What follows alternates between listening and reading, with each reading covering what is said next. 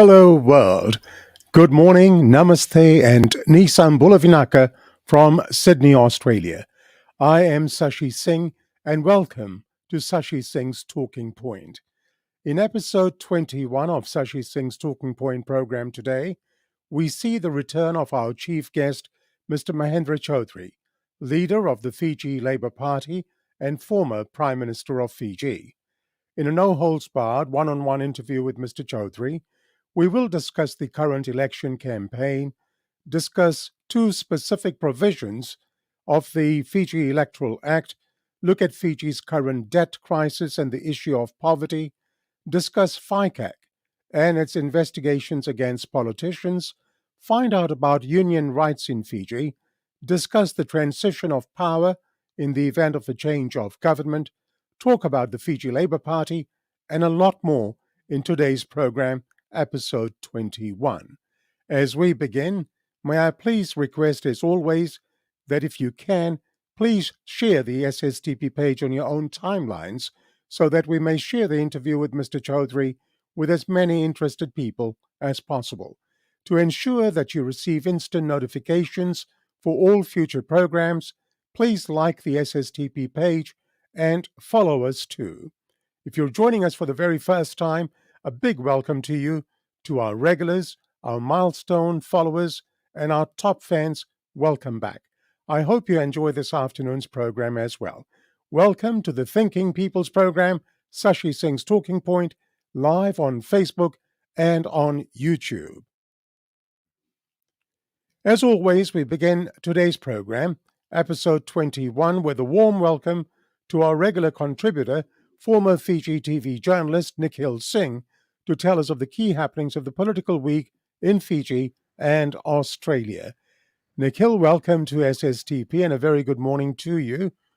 Hope you enjoy the celebrations for the Australian Labour Party at Dalton House at Johns Bay Wharf in Pyrmont the other night. A celebration after 9 long years, I take it. Good morning, Sashi. The celebration was for the 150-year anniversary for the Labour Council, the New South Wales Trades Labour Council. So certainly there was a buzz in the event itself following the victory of the Anthony Albanese government. Well done. I saw you celebrating, and it was well deserved. As I said, it doubled up as a victory celebration for the Fiji Labour Party as well. Well done and congratulations. Well, to Fiji now. As the election campaign ramps up, Nikhil, the leader of a political party has said that the Fiji First government is not fit to lead and that it should be voted out. What can you tell us about this? Well, Sashi, certainly no mincing of the words there. Sitiveni Rambuka, the leader of the People's Alliance Party, says the Fiji First government is not fit to run the country because they cannot efficiently provide two basic necessities, electricity and water. This report from the Fiji Sun, there was a statement issued by Rambuka last week. He said that the continuing crisis of dry taps and regular power cuts was a good reason for voting the Fiji First government out of office. Rambuka said, and I quote, "The inability of the Minister of Economy, Ayasayat Kayum, and the Prime Minister, Vorige Bainimarama, to keep the lights on and the water flowing through the taps is an indictment of their leadership. In addition to the other failures, they clearly cannot provide these two necessities for living. They are therefore not fit to remain in office." The former Prime Minister said electricity supply disruptions, leaking mains, dirty water, and empty taps were part of the daily routine for hundreds of thousands of citizens. Now, the government has responded, Sashi, the Attorney General has responded, labeling Rambuka's comments as stupid. I quote, as stupid. I think the gloves are off, Sashi. Well, we'll see what stupidity there is, I guess, as the campaign rolls on. Now, sticking with matters relating to the election campaign, the Attorney General has accused certain political parties of breaching the Financial Management Act. One opposition political party says they will not be taking lectures from the AG about election fundraising laws. What do you have for us on this front? Well, Sashi, the Attorney General has claimed in a press conference, and he said, I quote, um, it's been brought to our attention that certain political parties or their leaders are announcing on Facebook that they'll be doing X, Y, and Z, but they're not saying where they'll get the funding from. At this news conference, he said the breach would be reported to the authorities. He also said businesses were not supposed to contribute to political parties. Kayum went on to say the campaign period has already started, so various laws do apply. If you have been announced as a candidate and say you are collecting funds for even indeed any individual that's collecting funds for election or campaign purposes, they have to adhere to the law. You need to have separate bank accounts. You'll need to be held accountable for those funds, and people need to know where the funds are going. This is what Kayum had said. But the National Federation Party has fired one back. Party President Pio Tikondundua said the AG has no right to talk about compliance with election fundraising laws by political parties and candidates because he is the Fiji First Party General Secretary and a registered officer. He said the AG should be the last person to lecture political parties and candidates about electoral laws and instead understand the basic principle of conflict of interest. Mr. Tikondundua said Kayum ignored the fact that as a registered officer and General Secretary of Fiji First, his responsibility was to ensure his party and candidates strictly complied with all laws. He said, and I quote, the AG is behaving like the laws only apply to the opposition and not Fiji First. The AG may be the minister responsible for elections, but he cannot enforce the laws, Shashi. All right, Nikhil, there's no doubt election season is in full swing in Fiji. The government has announced a $100 unemployment assistance for the Northern Division and a one off $50 payment to all social welfare recipients. Now, according to the Fiji Labour Party, the Fiji First government is not being genuine about assisting those suffering. What prompted the FLP to make this call, Nikhil? Well, Sashi, your guest today, the Fiji Labour Party leader and former Prime Minister Mahendra Chaudhry, has questioned the $100 unemployment benefit being dished out in the north by the Fiji First government, as it will not benefit farmers and other self-employed who are also self-employed. Government is now calling for applications for the handout, which will include a $50 one-off top-up for those on the state's social welfare scheme. In a statement, Mr. Chaudhry said, and I quote, the cane and cash crop farmers suffered heavy losses as a result of the two cyclones and heavy flooding last year, but received no relief assistance from the government. Most of the people in the north are farmers. None will qualify for the $100 handout, meager as it is. If the Fiji First government were genuine about helping those who are suffering, they would have given out a decent sum, somewhere around $500, in light of the huge increases in food and fuel prices, bus fares, etc., he said, Sashi. And no doubt we'll be talking more with Mr. Chaudhry on these issues during the program itself. Now, back here at home, Nikhil, Australian Labour Party leader Anthony Albanese has been sworn in as Australia's 31st Prime Minister. Penny Wong was sworn in as the country's foreign minister. Penny Wong, after attending the Quad meeting in Japan, headed straight to Fiji. Take us through their first official engagements, please. Well, you're right, Sashi. Anthony Albanese, or Elbo, as he's known quite commonly. He was sworn in as Australia's 31st Prime Minister as his incoming Labor government took power after almost a decade of Liberal National Party rule. Mr. Albanese was sworn in with his deputy Richard Miles and other front benchers Penny Wong, Jim Chalmers, and Katie Gallagher. Mr. Miles was sworn in as the Employment Minister, Senator Wong as Foreign Affairs Minister, Mr. Chalmers as Treasurer, and Senator Gallagher as Finance Minister, Minister for Women, and Attorney General. Their first engagement for the Prime Minister and the Foreign Affairs Minister came just hours after being sworn in. Both Mr. Albanese and Senator Wong flew to Japan on Monday last week to meet with the leaders of the Quad, which includes the United States, India, and Japan. In a statement, Senator Wong said, and I quote, traveling to the Quad meeting in a week, in week one rather, signifies how important we believe this partnership is for our security. Sashi, Fiji was the next stop after Japan for the new Foreign Affairs Minister.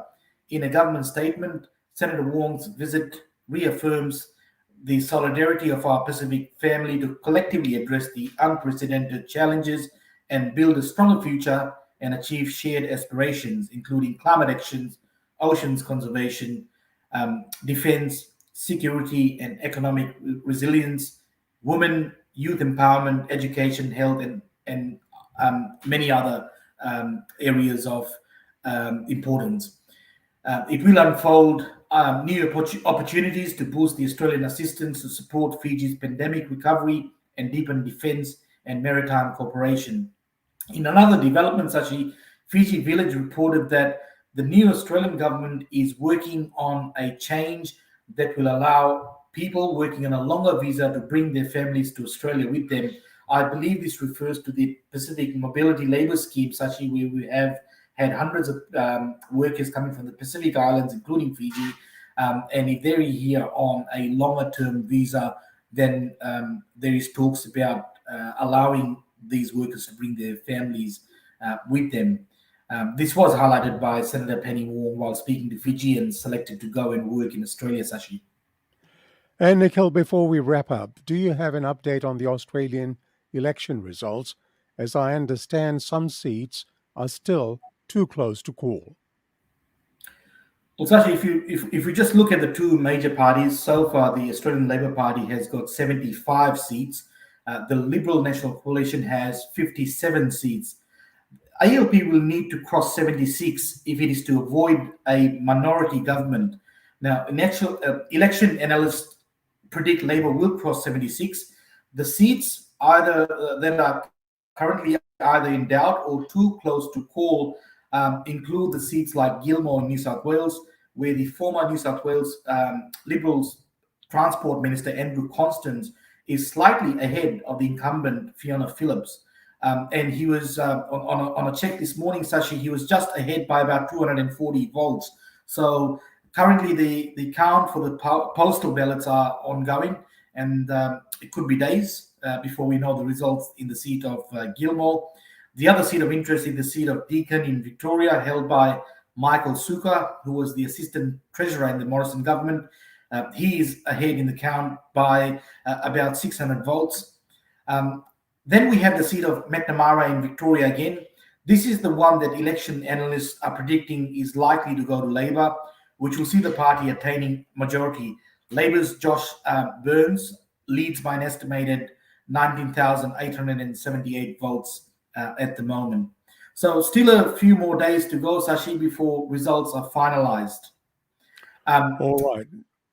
Before I take leave, Sashi, this is somewhat, you could say, breaking news, but Peter Dutton, the Home Affairs Minister in the Morrison government, is set to replace Morrison as the leader of the Liberal Party as early as tomorrow. He is set to run for the Liberal leadership unopposed. However, the coalition's junior partner, the National Party, will see a leadership challenge at their party room meeting in Canberra tomorrow.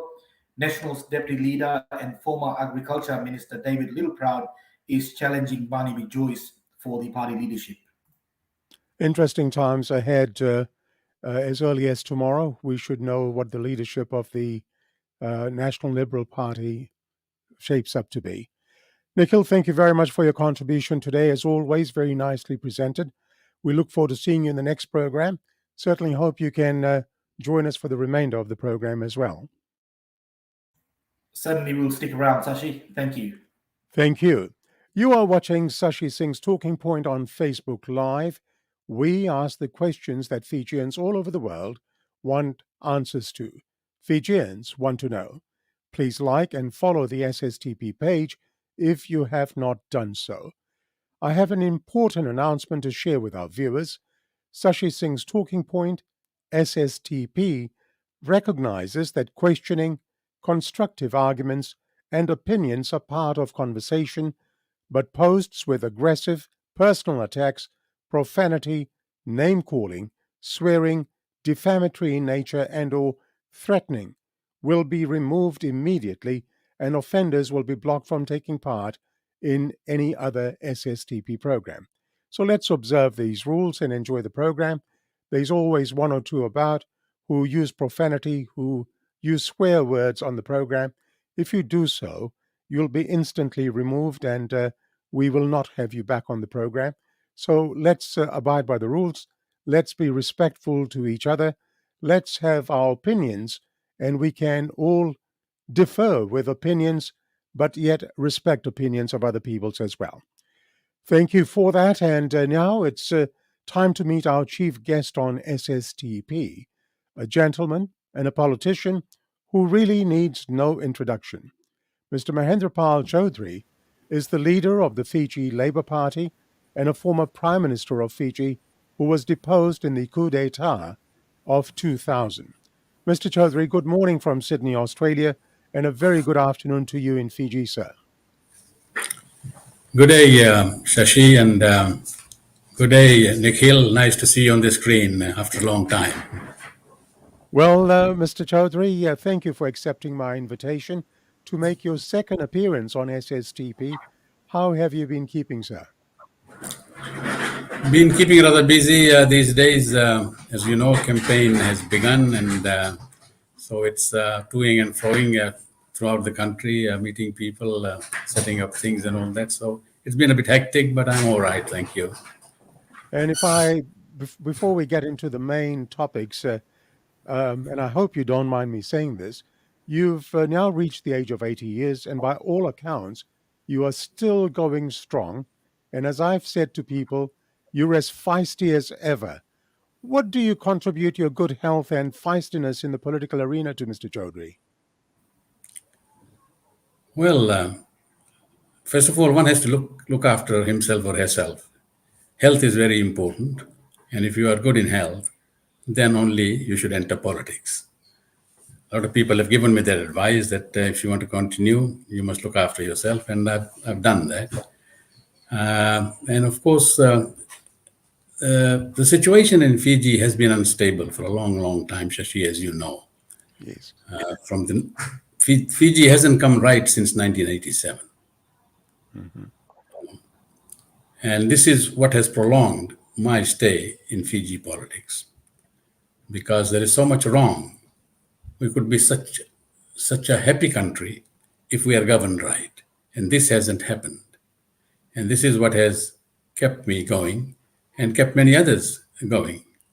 So I don't know when the day will come when we all will be satisfied that yes, the country is now being governed responsibly, and it is being governed for the people and not for the interest of politicians.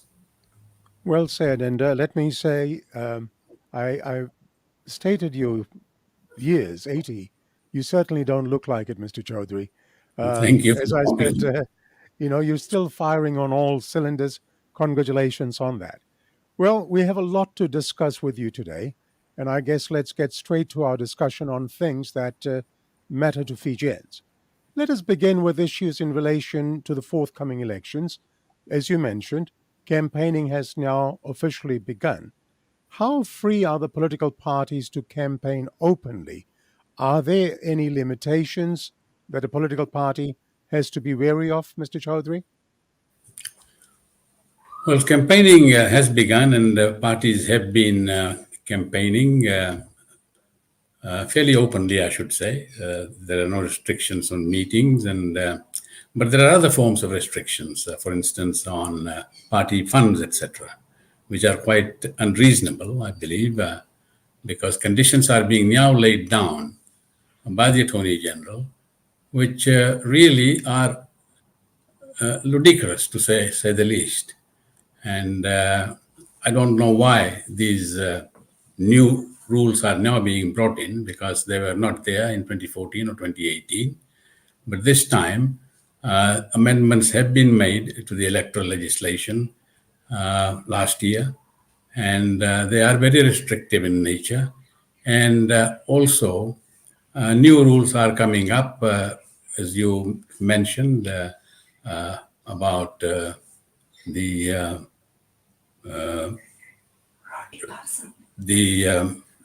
altercation between the Attorney General and Mr. Tikondu Ndua regarding donations or fundraising Yes. initiatives by opposition political parties. Now, the AG has gone to the ridiculous extent of saying that if there is a fundraising event for which tickets are to be sold, let's say dinner, then the party has to have the names of all those who buy the tickets, or if we are selling roti parcels to raise funds, you have to take the names of all those who buy the roti parcels, and including their residential address, and keep it on record so that these can be submitted to the registrar of political parties. Mr. I think that's Chaudhry, may I, with respect to you, I'll stop you there because I want to discuss that as a separate item, and I have got that in my agenda. So in terms of the campaign itself, so you've confirmed that campaigns are in full swing, and apart from certain legislative requirements, which we will discuss, there are some restrictions that applies to political parties. Yes. All right. Coming back now to the legislative structure under the Fiji Electoral 2014 Act, Fiji Electoral Act 2014. The legislative structure under which the election rules are formulated. In particular, I'd like to look at two sections today. Firstly, Section 114 on prohibition on vote buying. And I'll read out the relevant portion for the benefit of our viewers. On prohibition on vote buying, Section 114.1 says, during the campaign period, it shall be unlawful for political parties, candidates, and their representatives, either personally or through other persons, to give or offer to any citizen money, gifts, material goods of any value, except for campaigning material, or services free of charge, to sell goods or services to persons at a preferential price, or to promise to provide any monetary fund, gift, material goods or services of any value for the purpose of gaining or influencing votes. Subsection 2 says, any person who contravenes this section commits an offense and shall be liable upon conviction to a fine not exceeding $50,000 or to a term of imprisonment not exceeding 10 years or to both. What are your views on Section 114 of the Fiji Electoral Act 2014? The vote buying provisions have been there even in the older days, because vote buying is not legal. You cannot have free and fair elections if you do not restrict that. But the penalties that have been prescribed, like $50,000 fine and 10 years imprisonment, they are ridiculous. They're outrageous, actually. And in this regard, the Multinational Observer Group, in its 2018 report after the 2018 elections, advised that these penalties must be reviewed and that the electoral offenses must not be criminalized. But that has not happened. They have done absolutely nothing about that. And I think that is one area which needs urgent attention. It seems that the Fiji First governments they're using this as a tool to intimidate its opponents by having heavy penalties. And this, of course, is a deterrent. Penalties like this and other provisions in the electoral legislation and the political parties legislation, these are deterrents to well-educated qualified people who we need in politics not coming into politics because of this financial disclosure provisions and all this kind of restrictions and intimidation that goes with it. We do not have the quality of people coming into contest elections because they don't feel secure. And this is the reason the quality of MPs that we have in our parliament, I'm sorry to say this, is not the very best. Now, looking at this section 114, if I may cast your mind back, in the good old days of campaigning, different political parties could campaign under their different banners. They used to have sheds where you could go and have a bowl of grog, perhaps have a bite of palau, etc.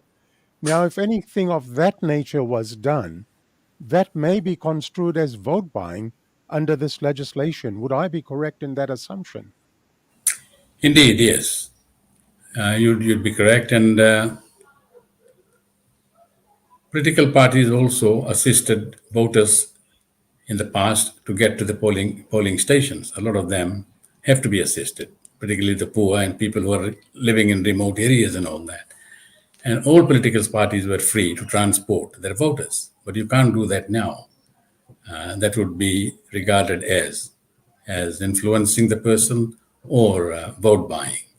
So there are these restrictions which are being imposed upon the people. Elections are no more like what they used to be on the days that you're talking about. And it's a pretty dead and dull affair these days. And I think it's got to be made, more participative, more interesting, so that people can move out freely, expressing their views and supporting the parties that they belong to. As you said, it used to be a very vibrant environment come election time because the whole country was abuzz with election fever. And it's a pretty sad state of affairs the way this is. Mr. Chaudhry, if I may now move to section 116, which says financial proof of policies. Now, in my understanding, the new requirement for manifestos in the new section 1164C, in very simple terms, is as follows. Any political party, candidate, or their agent or political party supporter who, as part of their campaigning, claims verbally or in writing that the party is going to do anything that will cost money must immediately put into writing these four requirements. 1, how this commitment will raise revenue. 2, where will they get the funds for this exercise? 3, how this exercise is to be carried by the various sectors and budget sector agencies. And 4, if the proposals cost money, then the money that government expects to raise from taxes, how they will meet the shortfall. Now I ask you, if the political party, candidate, or their agent or supporter who makes this claim as part of their campaigning fails to follow these clauses, it's an offense. And if they are convicted, again, fines of up to $50,000 or a jail term of up to 10 years or both. Let me ask you, what are your views on this section 116 provision? Well, this is a new provision which was enacted last year, and I think it's a pretty stupid piece of legislation, because as I see it, the question is how revenue for the financial commitment is to be raised. Well, we all know that for any financial commitment in terms of government services, revenue is raised through the normal budgetary process. Provision is made for whatever service is to be provided. If it is, say, to tar seal 1 kilometer of road, then there is provision for it provided in the budget. That's where the money is going to come from. It's going to come from the budget. It has to be provided for in the budget. People don't pay for it from their pockets. It is paid from the tax revenue of the government.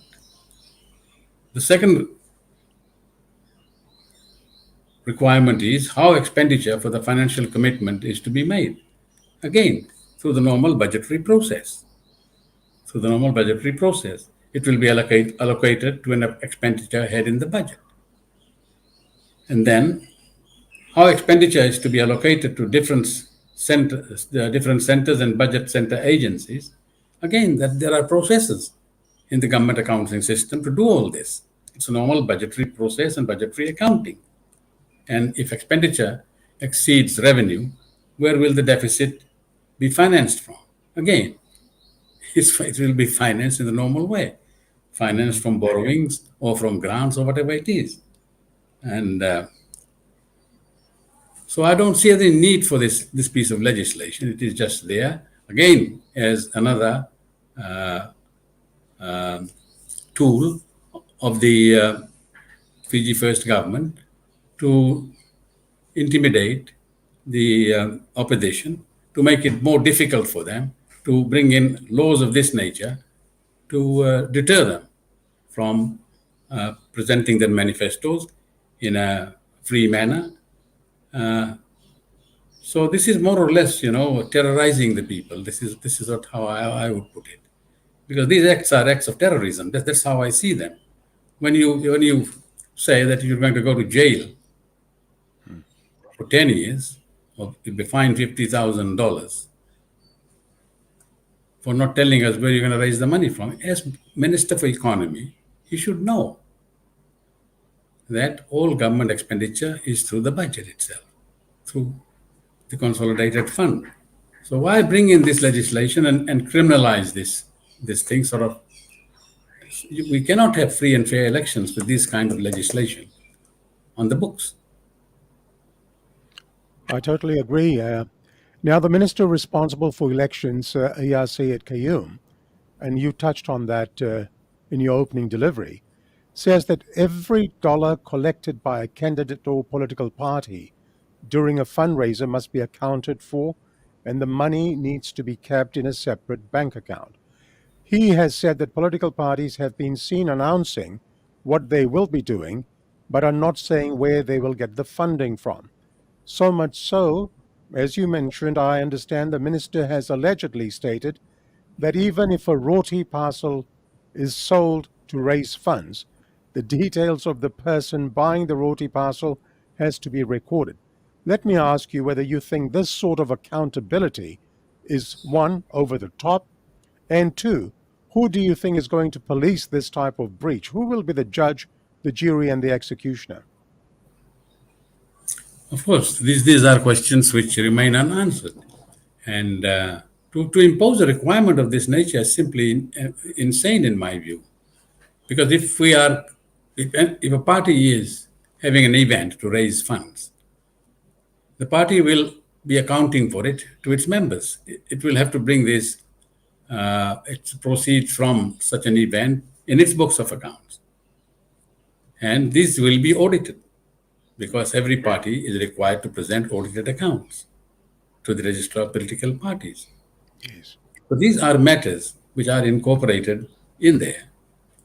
And if there are issues coming out of that, when the audited accounts are presented, then it's for the Register of Political Parties to take these things up.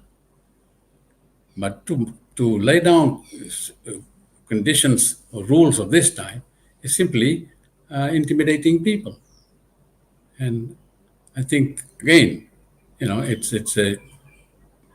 you cannot have free and fair elections with these kind of rules. All right, this now brings me to discuss party manifestos. Is there not an onerous responsibility of costing policies in the party manifesto? Let me give you an example. Say a party's manifesto states that they will build a new bridge at XYZ village at a cost of $1.2 million. What will happen if that costing of $1.2 million is not agreed by the powers that is supposed to determine the costing? What will happen then? That becomes a breach. Well, we don't know who is going to actually audit that particular provision in the manifesto. Parties do not usually cost items and present it in their manifesto. Manifestos deal mainly with party policies. Right. And So, if the party has a policy which says that the welfare payments will need to be increased in light of galloping inflation, well, that's it. It's for them to then provide for it if they get into government, because all this is subject to them getting into government. They're not making a promise. Otherwise, if they get into government, this is what they will do. And if I may say that, all right, we feel that this $100 a month allowance to our elderly is inadequate in light of the current living cost, and it needs to be reviewed. Well, that's it. When we get into government, if we get into government, then we will review this. We'll provide money for it in the budget, and that's where they will be paid from. It's just, this is how it is. It just sort of seems that the way that legislation is worded out, that anything to do with costing, for example, needs to be tabled well before the elections. Would that be a correct interpretation? Well, it's very difficult to say what sort of interpretation would be correct for them because they have their own way of interpreting legislation. And We, therein lies the danger. yes, and we look at what is reasonable, what is fair, and what is generally, the norm. You can compare this with other countries, other democratic countries. What is the norm there? So, yes. All right, which brings me to the next question. For the purposes of this forthcoming election, do you think political parties should just go without manifestos? No, they shouldn't, because actually people are asking for manifestos. They want to know your policies on in key sectors of the economy. So it is necessary for parties to have their manifestos, and this is what actually is the basis of the campaign. Actually, they campaign on their manifesto. They market their manifesto to the people, to the voters, hoping that they will buy it and vote for them. So manifesto is necessary. I totally agree with that, because in elections past, in what I say, pre-2006, during the good old days, parties used to circulate their manifestos, and a number of people used to thoroughly go through different political parties' plans and policies that they were espousing. Now, is it surprising to you that campaigning has started?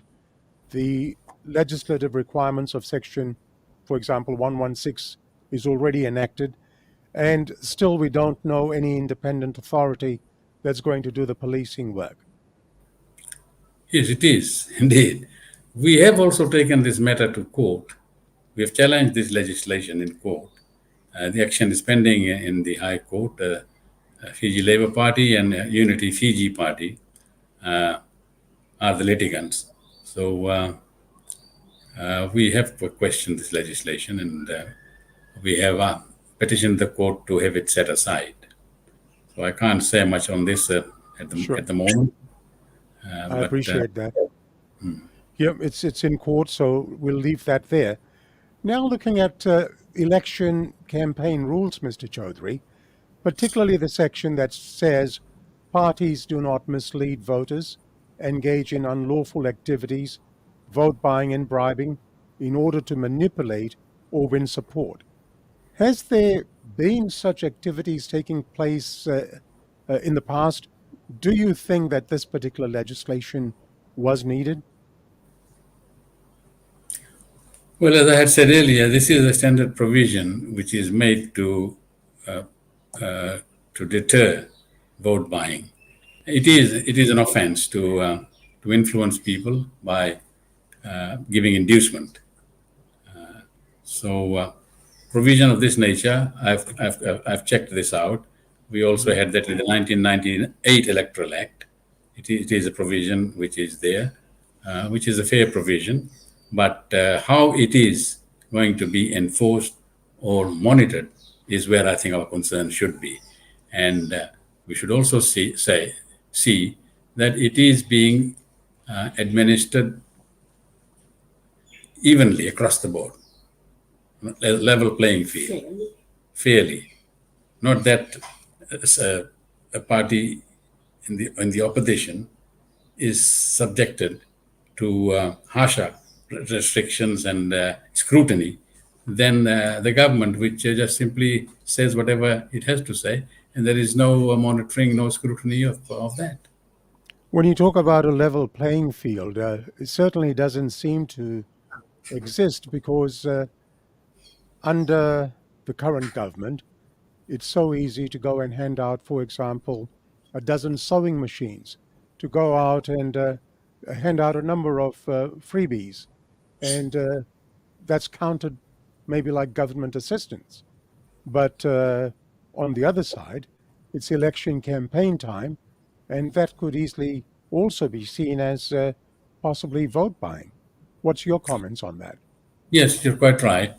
This has been questioned by opposition parties that the timing of these freebies, because they coincide with the election period and are quite close to elections, and in a number of ways, under the guise of assisting the people, these items are given out. So, in one particular case, a farmer was given a tractor, and That's not a small handout. no, it is not. And there Yes. were other farmers who have questioned this. How come he's got this? And we also need tractors. But so this is the kind of thing that's going on. And if you're close to them, you are assisted in a very, very substantial way. In small business or whatever, if you're close to them, you get grants and assistance. If you're not, then there is nothing for you. So there is no level playing field with regard to assistance which is given to people either in small businesses or in agriculture or in fishing sectors. Now, last week, you called on the Electoral Commission to investigate the Attorney General and Minister for Economy on allegations that he was campaigning at prefect induction ceremonies.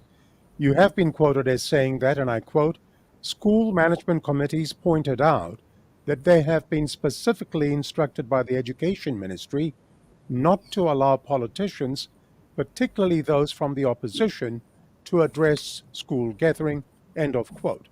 What prompted this attack on your part, the attack on the AG? Well, it's clearly campaigning because not only in one school, but in several schools, in Vanuatu, in the Western Division, in Central Division, he's been going around officiating at prefect induction ceremonies. Now, to start off with, that is not the job of the Attorney General. There are more important things to do. He's not the education minister. He's not an educationist. Now, what is he doing? And then the other thing is that after the induction ceremonies, the parents and the children are held back, and then he has a session with them. So the ceremony is over, and then the campaign starts. Wow. So, and this is happening across the country. Now, suddenly, this is all stage managed. It is all a setup. As far as I'm concerned, opposition MPs are blocked from talking to students, taking part in their ceremonies. Specific instructions from the Ministry of Education not to invite opposition politicians. But here we have government ministers just very freely addressing not only students but their parents in this setup events. Now, would some of these students be perhaps first-time voters, or because the parents are there, it's an easy way to have a free and open address to the parents? Yes, let me tell you this, because when he was at Natambua Secondary School, only Form 6 and 7 students were asked to come to this question and answer session. Okay. Although the prefect induction ceremony covered Forms 3, 4, and 5, they were not invited to this question and answer session. It was only Forms 6 and 7 who are of voting age. Wow. So you can draw your own conclusions from that. I have just drawn my own conclusions. All right. Look, let's move our discussion to an area of great concern. That is Fiji's current debt crisis. Just this past week, the International Monetary Fund, the IMF, has expressed concerns about Fiji's high level of debt and has been advising the Fijian government about a fiscal consolidation plan in the medium term to create space so Fiji can withstand shocks better in the future. The IMF Deputy Managing Director Bolai said the fiscal consolidation plan can put government debt in a sustainable path moving forward.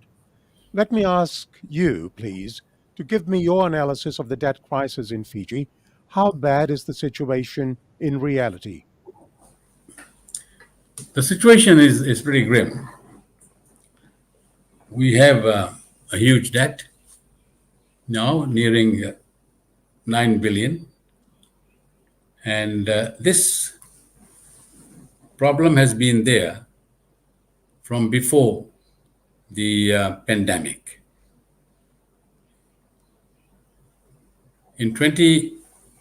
After the 2018 elections, the government was forced to downsize its budget by 1/3. The IMF had pointed out that the debt level was unsustainable and that debt had to be reduced, budget deficits must come down, unnecessary expenditure must be curtailed, and they had set then a path of fiscal consolidation. So more or less, when you look at what happens when a government is forced to slash its budget, not by 5% or 10%, but by 1/3, which meant that yes, this problem was fairly serious. So that was done. And then there was another revised budget which brought it down further, mind you. Yeah. And then came the pandemic. So this problem has been there from before the pandemic. Actually, the economy was being mismanaged, creating debt, and this became a concern. And in 2019, they were forced to take action along the lines that the IMF had outlined following its Article 4 consultation in November of 2018. Now, our main worry is foreign debts. Mm-hmm. Domestic debt is manageable, although not ideal, but at the present level, but still it's manageable. It's the foreign debt which is a matter of concern for us. And if we do not manage our debt situation well, we are in danger of going down the same road as Sri Lanka. Well, in that vein, the IMF Deputy Managing Director also said that for small developing countries like Fiji, too much public debt will make the country very susceptible to external shocks, including turbulence and volatility in the international market. The use of words like too much public debt, susceptible to external shocks, including turbulence and volatility, suggests that all is not as rosy as the Minister for Economy seems to suggest. Now, what is your response to the statement by the IMF Deputy Managing Director Bolai in that term? I think you've just touched on it in terms of Yes, external. you were stating the obvious. As I said, this goes back to 2019. Okay. And it It simply means we have been living beyond our means. We have been living beyond our means. We have been borrowing. And what have we been doing with this borrowed money? Particularly those loans which are in foreign currency. And what we've been doing is that we've been spending it unwisely. We have not been investing that to add value to the economy or to the nation. We have not been investing it on people in terms of better education and better health services, or in terms of food security to ensure that in times of crisis we have adequate food supply. So there was no investment in agriculture. There was lack of investment in education and health services, and also in housing. If we were investing in people, we would have been spending that money in those sectors of the economy. But that was not what was happening. It was going into the wrong areas. Now, we were building roads. We were building 4-lane roads to Denarau and to these other places. Actually, much of that money was spent on the tourism sector, buying new airplanes for the national airline. And that's what I mean by not creating value to the economy or to the nation.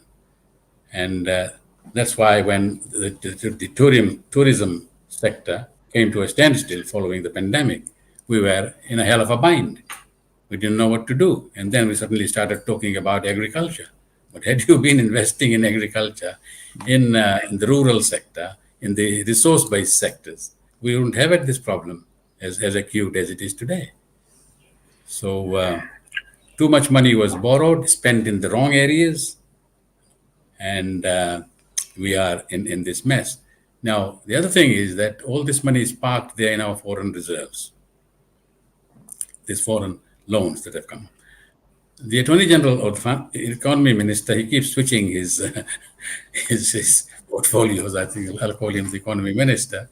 The Economy Minister is saying that it is there to stabilize our currency. Because we borrow, we put that money there, we don't have to devalue. That's why that borrowing took place. But that's like, a gambler.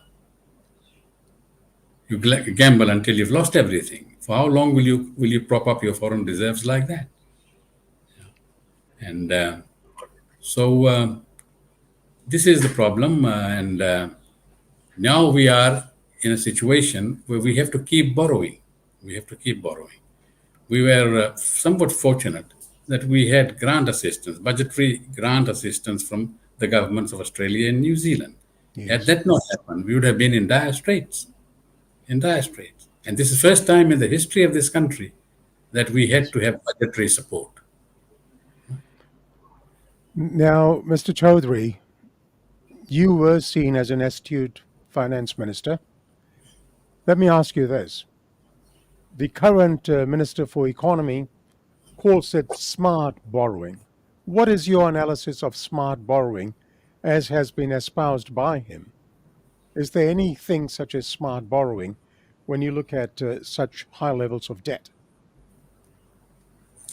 There is nothing smart about borrowing. If you are borrowing, you have to pay it back. It's not a grant. And so what we are saying is, no, you borrow where it is necessary, put those monies in productive areas of the economy, creating opportunities, creating jobs, so that people's lives can be made better. In terms of the other item associated with that is grace period. What they're saying is, well, look, we borrowed today. We don't have to worry about it for the next 10 years. Yes. We're not paying anything and all that. Now, that again is not right, because you can see in the 10th year, the government that is there then is settled with having to repay a loan that was taken 10 years before. So Fiji First government has borrowed. It hasn't paid a cent of that loan. If it's out of office, it has loaded all this onto the future governments. So they are borrowing, creating a situation where things will be difficult when these repayments will come online. So we must have a policy which will not create these kind of situations, particularly when we are very vulnerable to external shocks. We are very vulnerable to natural disasters. And until such time as we are able to diversify our economy, have a wider base, and attain a degree of self-reliance, we are also at risk by external shocks. So we need to take all this into account in our economic policies, in our debt management, in our other areas of the economy. Is Fiji in dire straits when one looks at the current debt level? I mean, is this debt sustainable in the short to medium term, or are we looking at a far, far graver situation? Our situation is grave, Shashi, at the moment. This is what has been emphasized by the IMF, and I think we should take notice of that. They have been saying this for some time, as I said, and but the fact of the matter is that our economic base is so narrow, and until such time as we are able to broaden it, we will have this problem. So the priority should be to spend money in the areas which will give us returns, productive returns in the medium term. All right, Mr. Chaudhry, have a drink of water if you must. We'll come back in just a moment and discuss another major concern in Fiji at present. You are watching Sashi Singh's Talking Point, and our chief guest this afternoon is Mr. Mahendra Chaudhry, leader of the Fiji Labour Party and former Prime Minister of Fiji. Please share the SSTP page and this interview with family and friends if you can. Don't forget to like and follow the SSTP page as well. Let's now discuss a topic that is of great concern, another great concern in Fiji. That is the subject of poverty. As you know, some economists have stated that the poverty level in Fiji is in the high 40 percentage points. The Fiji government has been at pains in recent weeks to tell the world that the World Bank has downgraded the country's poverty level. The World Bank has revised figures to show a downward trend, and they now say that the poverty level sits at 24%. Mr. Chaudhry, you've been traveling around the country, and you have first-hand information about the reality on the ground. What do you see and hear, and what is your analysis of the poverty level in Fiji? Are things really as bad as we hear? First of all, Shashi, the poverty figures that we're talking about were for year 2019. Okay. We are in 2022. Yes. Of what relevance are those figures in the present context? Now they've been arguing, they've been debating. Oh, now it's not 29, it's 24. But we're talking about 2019. We're talking about 20. Was it? And right now, poverty is very, very rampant. Yes. Since post-COVID, we all know that, and youth unemployment particularly. Our youth unemployment after COVID has reached almost 40%. So it's very difficult for our young men and women to find jobs. Now, that is a big problem. So low wages also is a contributor to poverty. So poverty levels, in my own assessment today, because as you say, I do travel, is quite high. I'm not going to put a figure to it, but I would say that it would be near 35%. That is being conservative. And there are also areas of extreme poverty where people are living in extreme poverty. Rural poverty is very high. In some areas, rural poverty is high as 65%. And these are all reported figures. And that is very true. Now, you want to alleviate that by giving out $100. What will that do to people in Lambasa? As I said, as Nikhil was mentioning, that they have suffered two severe hurricanes or cyclones last year. Many of them lost most of their crop. And most of them are farmers there in the north. Most of them are farmers in the north. But they don't come into this scheme of $100. This is only for the unemployed people. Because you're a farmer, you are out of it. So how are you helping out people? And they really need help out there. I think we've also been listening to what people who are doing much in this area, NGOs, Shashi Kiran's NGO, for instance, she knows and she talks about these things. So I'd rather believe her than believe the government reports, because they have people who are really out there on the ground helping us and traveling the country and doing whatever they can. Now, cost of living is a real live issue these days. In Australia, the cost of living was a key platform in the just completed elections. Rising prices on staple grocery items, increasing fuel costs, and, as you said, unemployment, etc., all contribute to an economic picture of doom and gloom. Is this the same in Fiji with the rising cost of living? Yes, it's unbearable. It's becoming unbearable. Prices keep going up every week. Every week. Fuel prices have been rising. Now we're paying over $3 for a liter of fuel here. Wow. And price of groceries, food stuff, it's just out of the reach of the ordinary men and women. So it's a big issue in this election. And let me also say this, that this is not a post-pandemic issue. Living costs here have been very high, right? People who come from abroad, this is before the pandemic, they were commenting on this. And we also know that people were complaining about high cost of living in 2018. This was an election issue in 2018, but it is, of course, much more severe now. So, yes, it is a very serious issue, and a lot of people are suffering. They are unable to afford basic necessities, and really, it's something that should concern us all, and we do not know how we will overcome this. The government doesn't seem to have any particular ongoing plan to assist the very people who fall in that sector. And as poverty we talked about, we know that 65 to 70% of our workers are being paid wages below the poverty line. So we're talking about these people. They're finding it very difficult to put food on the table.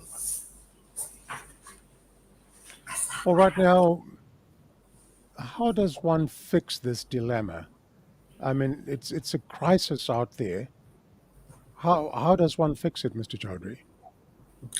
Well, I suppose it is the responsibility of the government to do something about this. We've all been through this. In Australia, you've been through the pandemic. I think the Australian government assisted the people by putting money into their accounts and all that.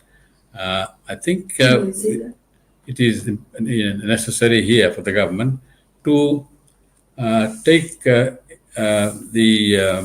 on board civil society organizations who can assist them in spreading the benefits, which, of course, the state will provide to the people, so that those who are really suffering are able to get some relief and assistance. But if just by merely giving $100, once in a while is not the answer. The answer is for a more sustained kind of a scheme to be put in place so that no one goes to bed hungry. Okay, Mr. Chaudhry, if you don't mind, please, if I could get you just to shift a little towards the center, that's much better, because as you speak, you seem to be drifting to one side. So Now you've gone to the other side a bit too much. Just a little bit to the center, please. Thank you. That's wonderful. That's wonderful. Thank you. Now, a government minister recently said that rising food prices will have little effect on you and your family if you are willing to make adjustments. This coming from a minister who earns something like $148,000, gets a government vehicle to transport him around, plus other perks, being in that position of a minister. Do you think this is an insensitive statement, given what the population is going through in terms of hardship, in terms of poverty? I mean, is this minister so out of touch with reality, sir? Absolutely. I think it's a very insulting statement to make. As far as the people are concerned, it's very insensitive. And what does he mean by making adjustments? Does he mean that you have 2 meals a day instead of 3 meals a day? I heard the Attorney General saying that if flour is expensive, don't eat roti, switch to cassava. Mm. But cassava is more expensive than roti, than flour.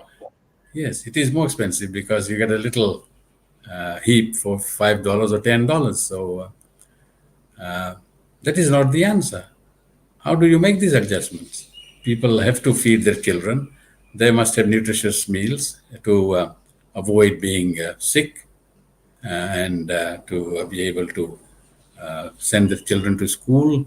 They need to feed them properly. But it is a very, very difficult issue with the low paid or low income families in Fiji today. We hear stories when we go. We see people going into supermarkets, looking at the price, wanting to buy, but they don't have enough money in their pockets to buy those items. So they just have to go without it. And for a minister to be making statements like that instead of assisting them is really the height of insolence, I think. It's a pity that I have to pose these questions to people like your good self, politicians like you, because I don't have the privilege of asking such hard questions in terms of Fiji's poverty levels, high cost of living, to people within the Fiji First government, because they refuse to come on this program. All right, moving on, Mr. Chaudhry. I'm now going to broach a subject that might not be too comfortable, sir. Is it all right for me to continue to ask you some questions that people have been speculating for years? Perhaps you can use this forum to clear the air once and for all. May I please proceed? Yes, I will not run away from any questions. All right. Well, as I said in my introduction, you're a feisty politician, and I quite admire that in you. All right. Well, earlier this year, Mr. Chaudhry, the Attorney General attacked you for your comments on Fiji's economic projections. The AG said, and I quote, "You can't trust this man. You simply can't. He is a person who failed to declare his millions of dollars offshore under the Foreign Exchange Act. In fact, he was convicted under that act. And secondly, he is also a person who used the taxpayers' funds to fix up his own house when he was PM. But more importantly than that, the fact of the matter is that the contraction and growth projections have in fact been validated by independent third parties, not by some biased politician." End of quote. Now let me dissect this statement of the AG and ask you the following questions, please. Firstly, the allegation that you had millions of dollars offshore, would this be a reference to the monies raised by the people in your ancestral home in Haryana, India? Yes. Okay. Now, it has been documented that some, and I stand to be corrected, that some $2 million was transferred to your personal bank account in Sydney. Who was this money intended for, and why was this sum transferred? Let's clear the air on that once and for all. Well,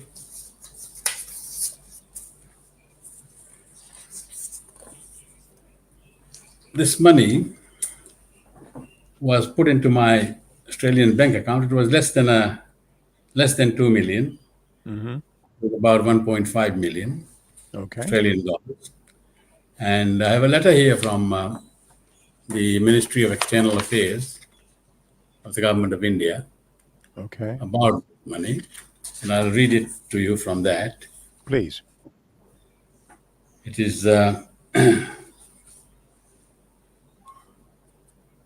I'm directed to refer to your communication dated 6th October 2004, addressed to the Honorable External Affairs Minister, and wish to confirm that in view of the strong public outrage in India due to your illegal arrest and persecution of your family in 2000, the then Honorable Prime Minister, as a special gesture, authorized transfer of funds collected by the Indian public through our Consul General in Sydney to enable you and your family to be taken care of due to the political upheavals in Fiji at that time.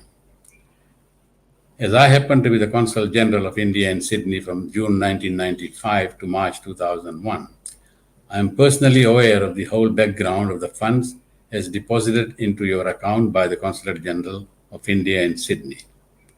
We have instructed Shri M. Ganpati, our personal Consul General, our present Consul General in Sydney, to be in touch with you and render you any assistance that you may require. He is fully aware of the whole background. This issues with the approval of the Honorable External Affairs Minister. It is signed Vijay Kumar. And this is addressed to yourself, or? Yes, it is addressed to me. Okay. So in accordance with that letter, that was for you and your family, for your safety in terms of what you had suffered as a consequence of that coup. Yes, the exact wording is in view of the strong public outrage in India due to your illegal arrest and persecution of your family in 2000, the Honorable Prime Minister, as a special gesture, authorized transfer of funds collected by the Indian public through our Consul General in Sydney to enable you and your family to be taken care of due to the political upheavals in Fiji at that time. Okay. So that makes it very, very clear. There have been speculation in the past, innuendos, etc., that that money was meant for farmers in Fiji or to distribute to the poor people in Fiji. From the letter that you've read right now, it makes it perfectly clear that it was never meant for either farmers in Fiji or for the poor. Absolutely correct? Yes, indeed. And if I had converted any of the monies that was intended for the farmers, I certainly wouldn't have been sitting here. Yes, okay. Government would not have needed to take action against me. Now, the Attorney General attacked you on your failure to declare monies under the Foreign Exchange Act. What was the background to this, Mr. Chaudhry? Well, let me say now that with regard to this matter, I will go from a press statement issued by the Attorney General, Minister for Justice, Electoral Reform, Public Enterprise and Anti-Corruption, dated 11th March 2008. And he's addressing the press in this. Good morning, ladies and gentlemen. Thank you for being here so early. As you are aware, following much speculation in the media about allegations against the Finance Minister, Mr. Chaudhry, the Prime Minister took steps to clear the air on this issue once and for all. Despite the clearance last year by FERCA in a report to the Prime Minister, allegations by the media and certain usual individuals against the Finance Minister and the government continued. So in the interest of transparency, good governance, and to dispel any untruths, the Prime Minister, on his own initiative, identified and set up a 3-member independent team to carry out an inquiry to yet again scrutinize Mr. Chaudhry's tax details. The team, as you are also aware, started its work on Friday morning. The The terms of reference for the team were: 1. To establish whether tax assessment by FERCA in respect of Mr. Chaudhry between 2000 and 2006 was carried out in accordance with the Income Tax Act and any other relevant tax laws of Fiji. And 2. To establish whether there were any breaches of the Exchange Control Act by Mr. Chaudhry between 2000 and 2006 in relation to the tax assessment carried out by FERCA. The team was headed by Mr. Bruce Cowley. Mr. Cowley is a partner in the law firm of Minter Ellison in Brisbane, Australia. He specializes in corporate law and governance. He is familiar with the laws in Fiji as he has carried out a number of assignments in Fiji since the SVT government days. He is also a member of the International Bar Association. The second member of the team was Mr. Russell Postle. Mr. Postle is a partner in the accounting firm of BDO Candles in Brisbane, Australia. He is a tax specialist and is a member of the Forensic Accountants Special Group of the Institute of Accountants in Australia. The third and final member of the team was Ms. Taufa Vakatale. Ms. Vakatale is an educationist, a former senior civil servant, and a politician, and was our first female Deputy Prime Minister. She is currently a member of the Public Accounts Committee and a respected member of our community. The team completed its assignment yesterday afternoon and handed the report to the Prime Minister late yesterday afternoon. As the Prime Minister stated, the independent inquiry team's report would be made public in the interest of transparency, accountability, and good governance. This is what we are doing this morning. The Prime Minister could have simply given you copies of the executive summary, but he has decided to make available the entire report. The executive summary addresses the many allegations that have been raised in the media. The independent inquiry team has concluded that 1. The tax assessments by FERCA in respect of Mr. Chaudhry between 2000 and 2006 were carried out in accordance with the Tax Act and other relevant laws of Fiji. And 2. The committee has not identified any breaches of the Exchange Control Act by Mr. Chaudhry between 2000 and 2006. Let the government make this very clear. This level of scrutiny and the fact that the findings into the confidential tax details of a government member of any citizen of our country has been made public is unprecedented. And then, in conclusion, the statement says, as far as the Prime Minister is concerned, the matter has now ended. The government undertook to facilitate an independent inquiry, and it has done exactly that, and the report is available to all. The Prime Minister has considered the report and is satisfied once again that there were no breaches of laws. The Finance Minister, who is on leave, will be back at work next Monday. So what you've just read, that inquiry fully exonerated you at that press conference. Now, would it also be true that that inquiry report was personally delivered to you at your residence by Mr. Qayyum himself? Yes, indeed. All right. So at this juncture, pardon me, you were saying something. Yes, this is the report which he brought and handed to me at my residence. Okay. So at that particular juncture, you are fully exonerated. At that press conference, you personally delivered that report. Then things change. The Fiji High Court then fined you and ruled that a failure to pay the fine would result in you serving 15 months in prison. Conviction was recorded against you, and that made you ineligible to contest the 2014 elections. First of all, what changed to bring these charges and conviction against you? Was that a political vendetta of some sort?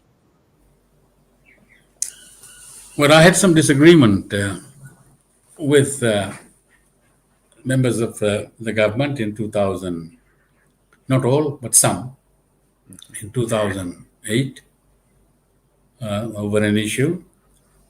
And I then decided that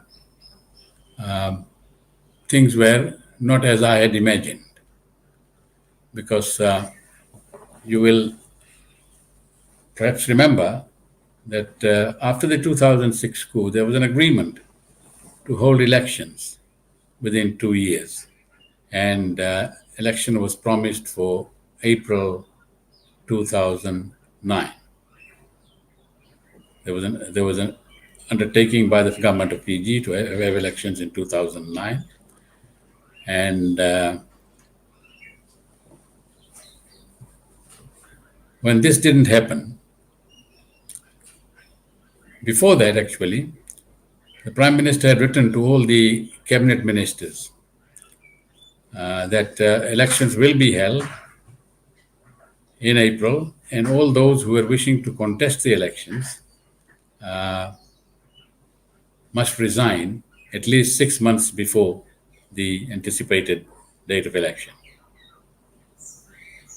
So I tendered my resignation in August, late August of 2008, and saying that I was intending to contest the elections. So did my two other colleagues who were from the Labour Party in the interim administration.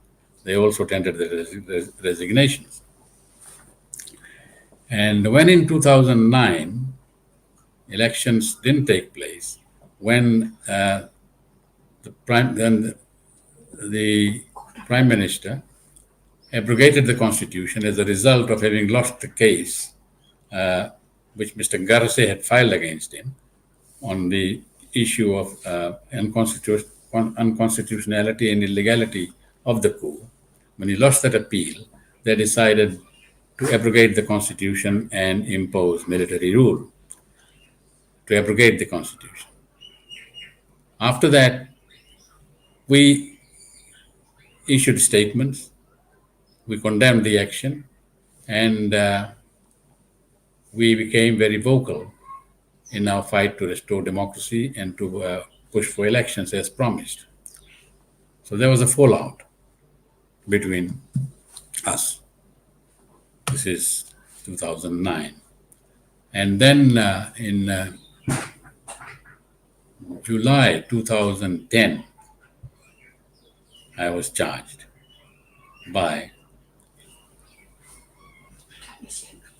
the government for these so-called tax and foreign exchange offenses. Actually, I was 12 charges were laid against me, which included money laundering and all that threw the entire kitchen sink at me. And as the case progressed, I was acquitted of 9 charges. It was Judge Gounder at the time hearing the case. Out of 12, he had 9 counts, and I was acquitted in all of those: money laundering and etc., etc. Tax, not declaring income for tax purposes and all that. 3 remaining counts which related to foreign exchange were then transferred to another judge, Judge Madigan. He took over midstream. Now, that I found was rather unusual. So this dragged on until 2014. And in April 2014, they convicted me. But over the same issues for which I had been cleared by the independent inquiry. So it was a political prosecution aimed to keep me out of the elections, to end my political career. Which brings me to my next point. When that happened to you, you couldn't contest the 2014 elections. What impact did this court judgment have on you, firstly, personally, and then as the leader of the Fiji Labour Party at that stage? Of course, it was a huge blow to the party. It was, I was maligned, and all sorts of accusations and allegations were made against me, even by the Prime Minister himself in his campaigns. And there was nothing that I could do because they were running the show.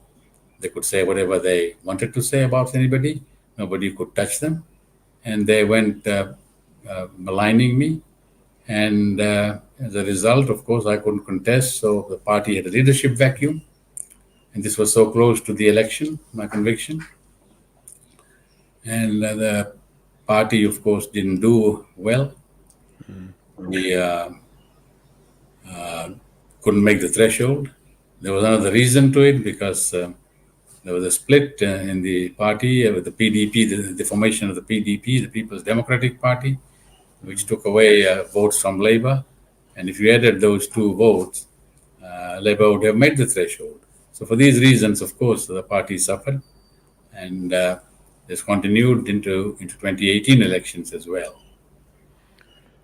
Now, I mean, one would find it strange that at one stage there's an independent inquiry, you're totally exonerated, and press statements are made in open public that Mr. Chaudhry is exonerated.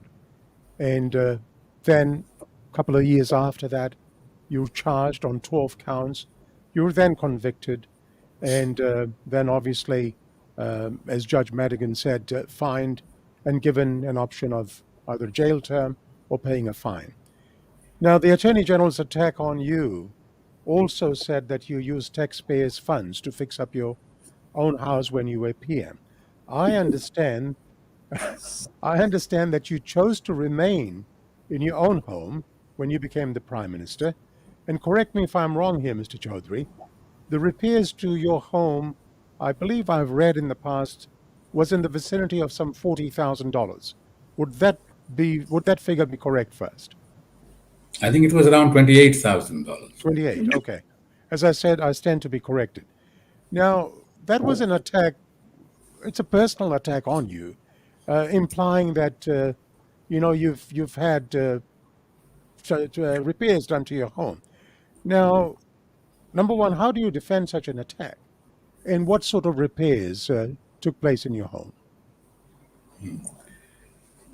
Well, I chose to stay in my own home after being elected Prime Minister. There was an official Prime Minister's residence, but I chose to stay in my own home. And the official Prime Minister's residence was allocated to the Vice President, who was without accommodation at that time. It was Ratu Iloilo, who was Vice President. So he moved into the official residence of the Prime Minister, and I decided to stay in my own home. Now, the police, which were responsible for the security of the Prime Minister those days, they came and looked around the house and all that because it was their responsibility to provide me security. And they they required improvements to the fencing to be done. Mm-hmm. I did not have high fencing and all that sort of thing. It was fairly open. So they said that we need to have secure fencing. And so that was done by the PWD because it was their requirement. I was happy to live as I was. Mm-hmm. And I did not believe that, it was necessary. But there are standards, of course, they're responsible for security. They insisted it had to be done. So it was done by the Public Works Department. Now, so that's $28,000 spent on the Prime Minister's security detail or ensuring that the perimeter of your home is secure to their requirements. Now, such an expense would be approved by the department, would be approved by the Parliament for sure. Yes, a full statement on this was made by the Minister for Works, Shivsharan Sharma, to Parliament. This is not a new issue. They've been using this. It's just a dead horse. My political opponents were using this, in previous elections and all that, and they keep raising it every time. So, as far as I'm concerned, it's a non-issue. where I stay is my personal choice. I would like to point out that even in Singapore, the Prime Minister Lee Kuan Yew decided that he'd live in his own house, Yes. and the official Prime Minister's residence was converted into a a government's center for entertaining people.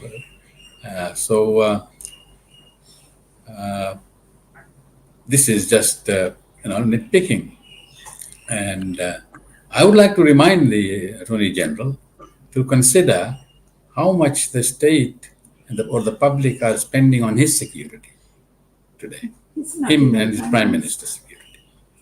He's got 2 or 3 vehicles, 2 in front of him, and maybe 2 vehicles behind when he travels. They travel in an entourage. The Prime Minister goes, there'll be 14 or 15 vehicles together. They've got military, army security, they've got police security. Thousands are being spent every year on their security. And is the goal to accuse me of making repairs to my house when it was all done to provide security? I think they should look Okay. at their own house before throwing stones at others. It's not even big. All right. I'm talking to you and no one else. There's somebody in the background. Mr. Chaudhry, have you said all there is to be said about the alleged Haryana money scandal and the repairs to your home to put a stop to questions once and for all? Or is there something else you'd like to add at this stage? No, I think you've covered it pretty well. These All are right. news, so we can Well, move on. Yeah, I thank you for that because, as I said, let's clear this once and for all. And there have been speculation in the past. Whilst we're at it, Mr. Chaudhry, there are some detractors of yours who still to this day criticize you for becoming the finance minister for Bainimarama after the 2006 coup. I'd like you to clear the air on this show today as to the background to you becoming the finance minister, who invited you, why did you accept? We did condemn the coup. When the coup took place in December 2006, Fiji Labour Party issued a statement condemning the coup, and we called for return to democracy. And we also said that the constitution must be retained, the constitution must remain. Then in January, I was approached I was called by the president and asked to take over the finance ministry because state finances were at a critical stage at that time. And I was specifically asked by him that this would be my mandate to stabilize state finances. I gave it a great deal of thought, and I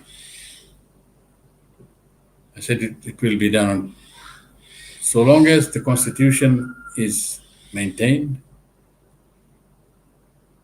and we go back to elections within 2 years. I will accept the responsibility to manage the finance ministry. So that was what it was. I felt that it was I had a duty to do because of the very crucial state of the state finances, and that is why I volunteered to do so. There was no other consideration. So it was the call of the country. The president invited you, and after consideration, you accepted the call of the president to serve the country in your capacity as finance minister. Yes, Thank on you for those that two conditions, the constitution be maintained and that we return to democracy within 2 years. All right. Thanks for clearing that air. In hindsight, do you have any regret in accepting that post of finance minister under the regime at that time? Well, not really. I think that there was a need to get state finances back on track. Otherwise, there would have been a lot of people who would have suffered as a result of a collapse of government finances. And the most important thing was that our foreign reserves were so low that we only had about 2 months of imports, enough to pay for 2 months of imports. That was another thing. Okay. That otherwise, there would have been a lot of suffering as a result of devaluation of the dollar and all that. You must remember that at that time, I did not devalue the dollar. I refused to devalue the dollar, although there was pressure on me as finance minister in 2007 to do so.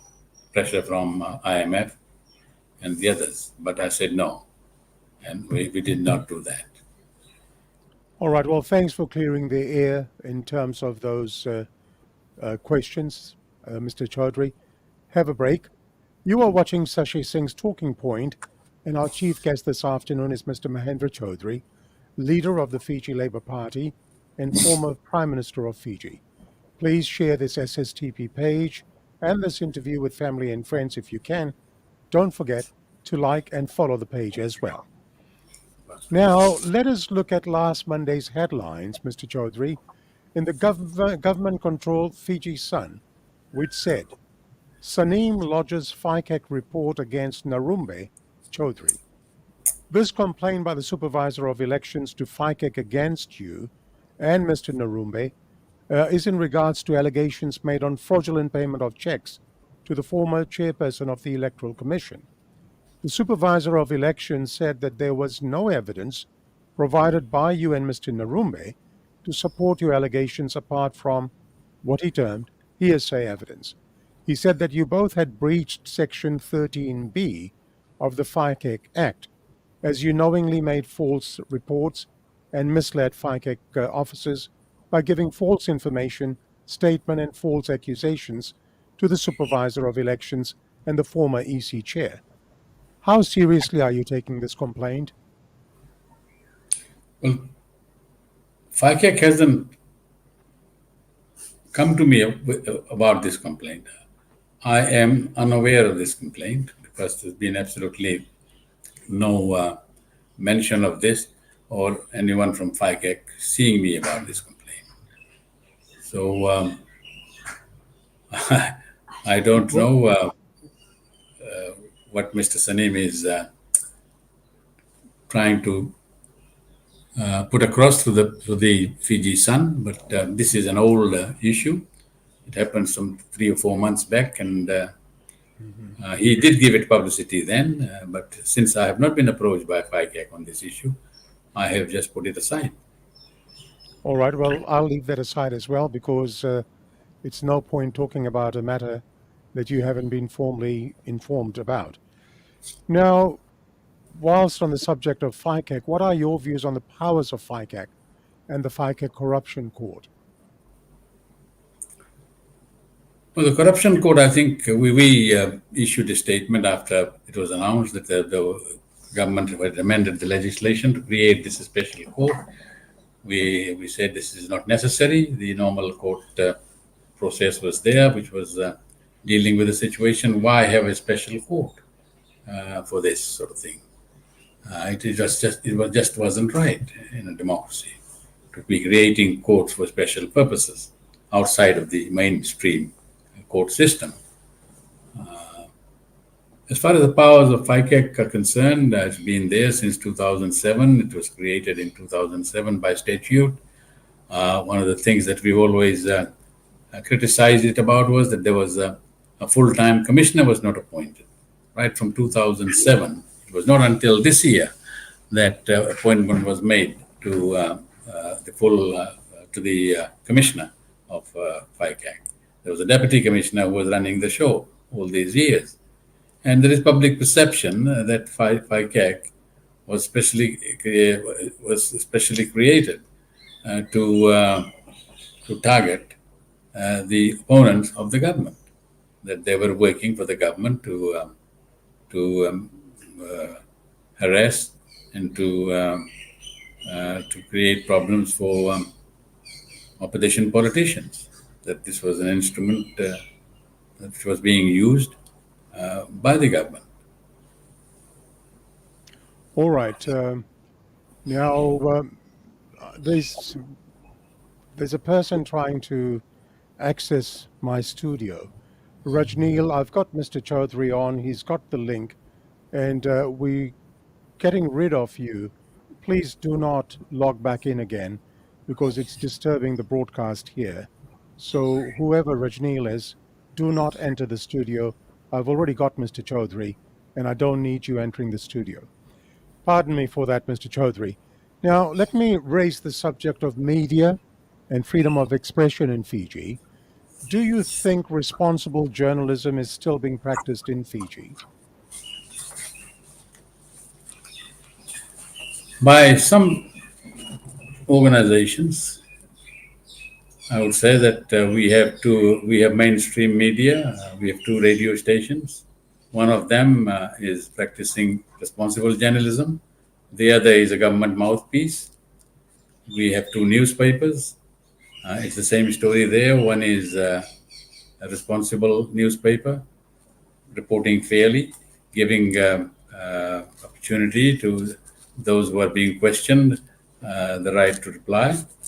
The other one again is government mouthpiece.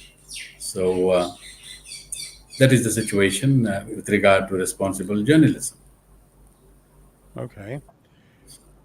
Do you think that certain sections of the media in Fiji that they're operating under fear of reprisals? Indeed, yes, there are. Okay. The 2 organizations which I mentioned, the Fiji Times and Communications Fiji Limited, they're the ones who are targeted. And of course, it's openly because the Attorney General keeps saying that, criticizing them and more or less threatening them. Okay. Now, how do you react to allegations of media bias, such as allegations leveled at the Fiji Sun for manipulating the results of the Western Force Fiji Sun polls? This was revealed in Mr. Graham Davis's Grub Sheet blog page. Graham Davis revealed that the Western Force Fiji Sun polls were manipulated. Wrong results were actually published. What's your reaction to things like that by a media organization? I've never really given any credence to that poll. I think that poll has been engineered to bring out a certain outcome. So I think I'd go along with Grub Sheet that it is manipulated to mislead the people. And as I've said, that I've never really given it any credence. I think it's just a political stunt, which is again the poll is aligned to the interests of the government. It's serving the purpose of propping up the government. In a number of ways, it'll come near the elections. It will change drastically. You will see that. It happened last time too. So as time goes on, it's up and down. But very near the election, suddenly the Prime Minister shoots up. And Yes. that is the kind of picture that they're trying to paint again. I think that the media authorities should do something about the publication of such polls. There should be some standards, but nobody is doing anything about it. They're letting this thing go on as it is. They're not following the normal rules of presenting polls through the media.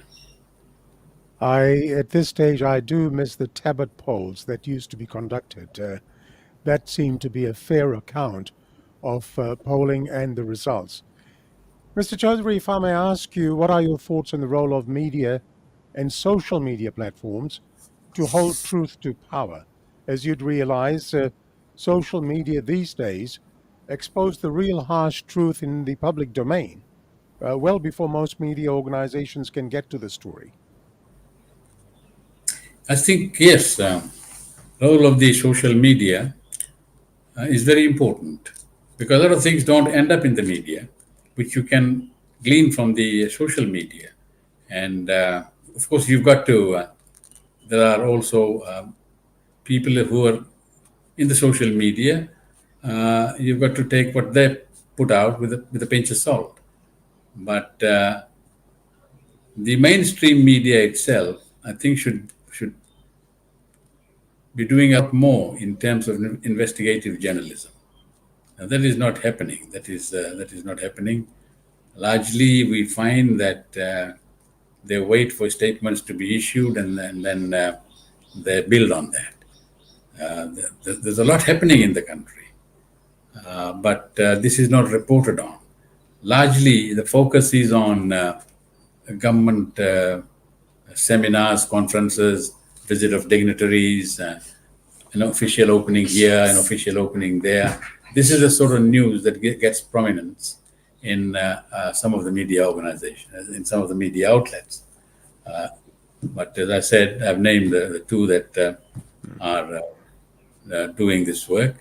Of course, at great risk to themselves, because they are constantly under surveillance. And Fiji Times, of course, was prosecuted, as you know.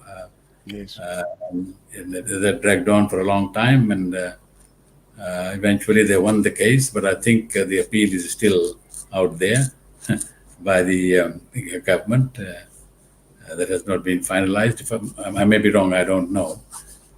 But this is the sort of environment in which the media operates here. So when that happens, of course, the social media, a lot of people rely for information, for news on the social media. And there are sites that they go to. We run a Facebook ourselves. We give our views, and other political parties do the same. Yes, they play an important role in holding truth to power. You mentioned investigative journalism. You mentioned that example of the Fiji Times being taken to court. Do you think at this stage in Fiji's history that there is a need to give back to journalists in Fiji that freedom of speech, the freedom of expression, to take away all the acts of reprisals, so that journalists, the Fourth Estate, can fully function independently without fear of anything, and to expose things if it needs to be exposed? Yes, indeed. After all, that's the true test of democracy. If the media is not free, you can't say the country practices democracy, that there is democracy in the country. The true test is media freedom. Said very, very well. They should be given the liberty. They should be given the media freedom that is compatible in a democratic society. All right, let me shift our focus. Let's leave the media where it is currently. Let's talk about the sugar industry, Mr. Chaudhry. Once the primary source of income for Fiji, today, one could say, in a sad state. Where do you think the sugar industry all went wrong? Well, yes, it is in a sad state, because the size of the industry has been halved, more or less. Actually, more than that. I think it's been downsized by 60%. There were 23,000 cane farmers. Now we have only something like 12,000 active cane farmers.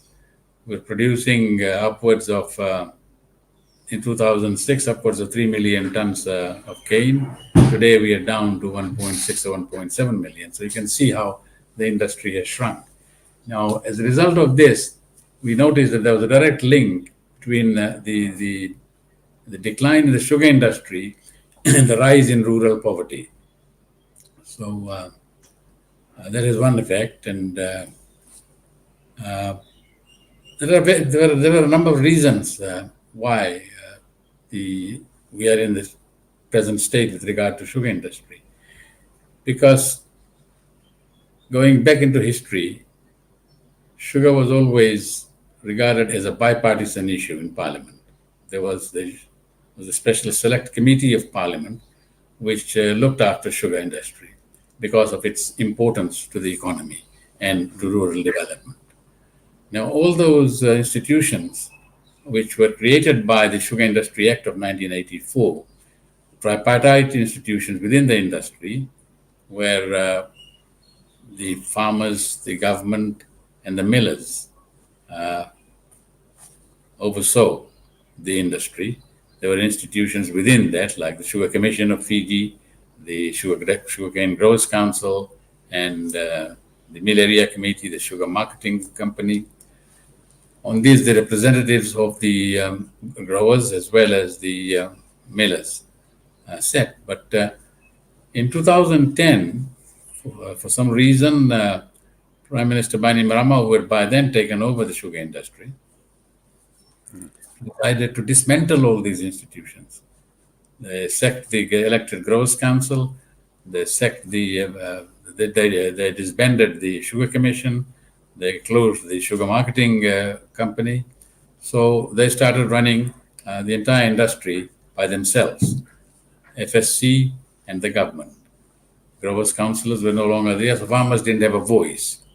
And we saw the result of this. Gradually,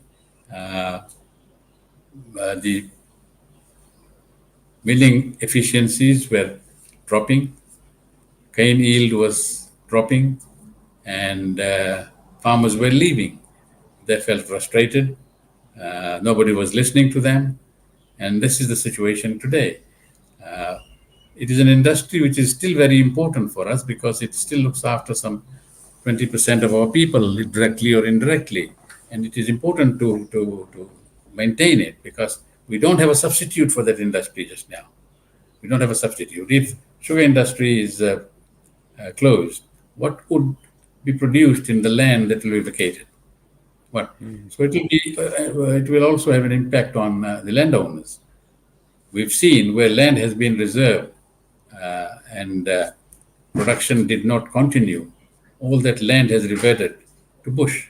So it is also of concern to the landowners that productive land is being converted to bush and all that sort of thing.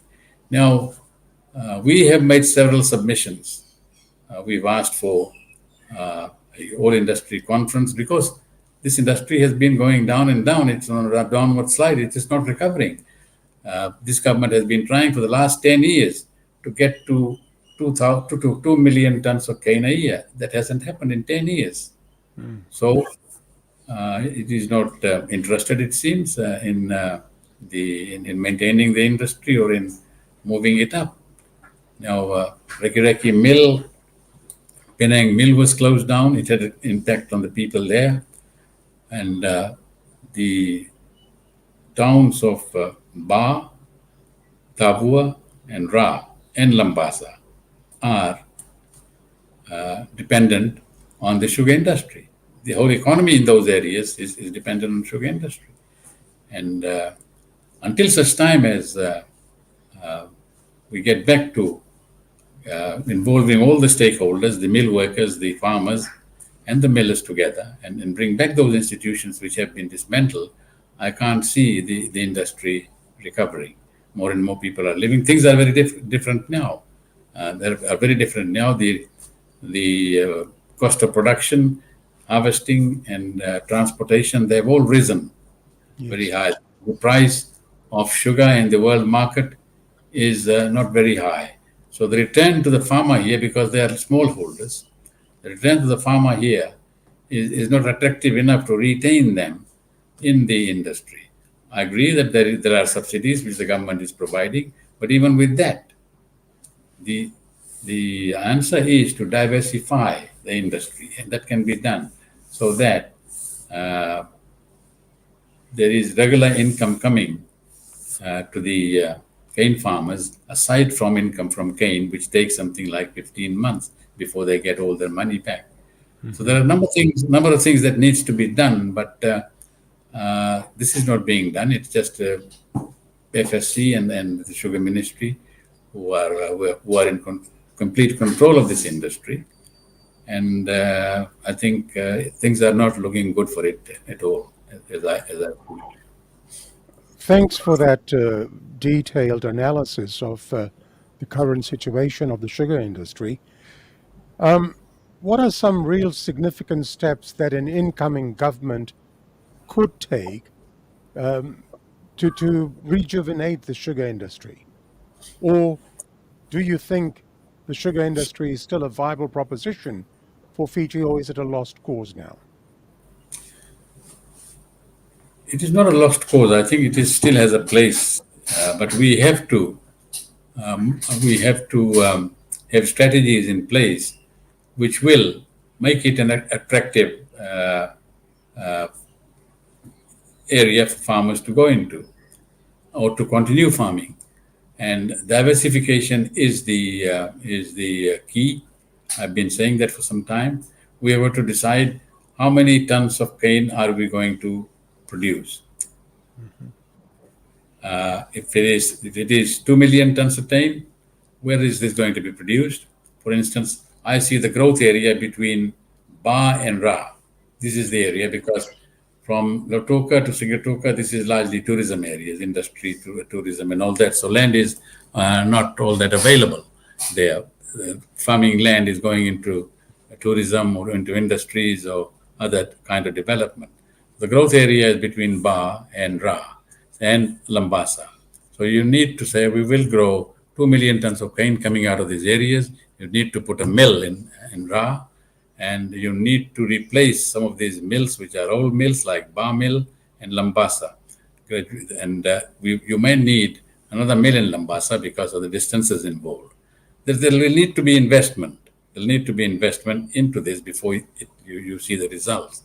But until such time as you have a substitute for that, the sugar industry, it has to be still an important industry. It can create jobs, and it can play an important role in the economy.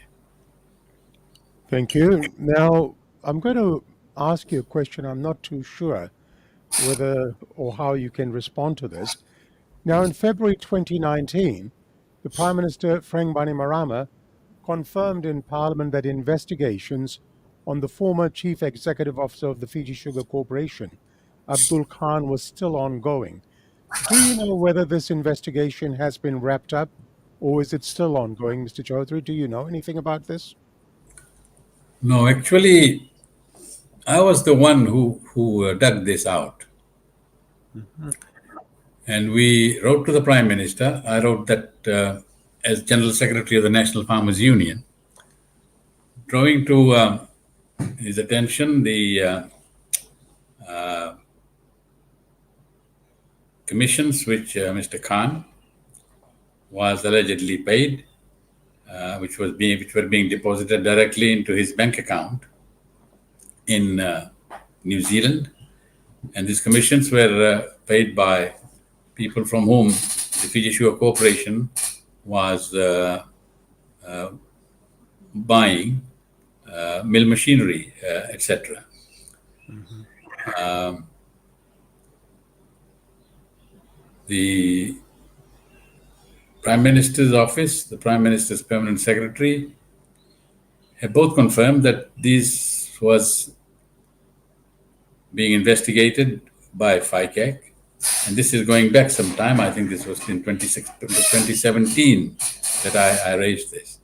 And to this day, there's been no outcome of that, except that the matter is still under investigation.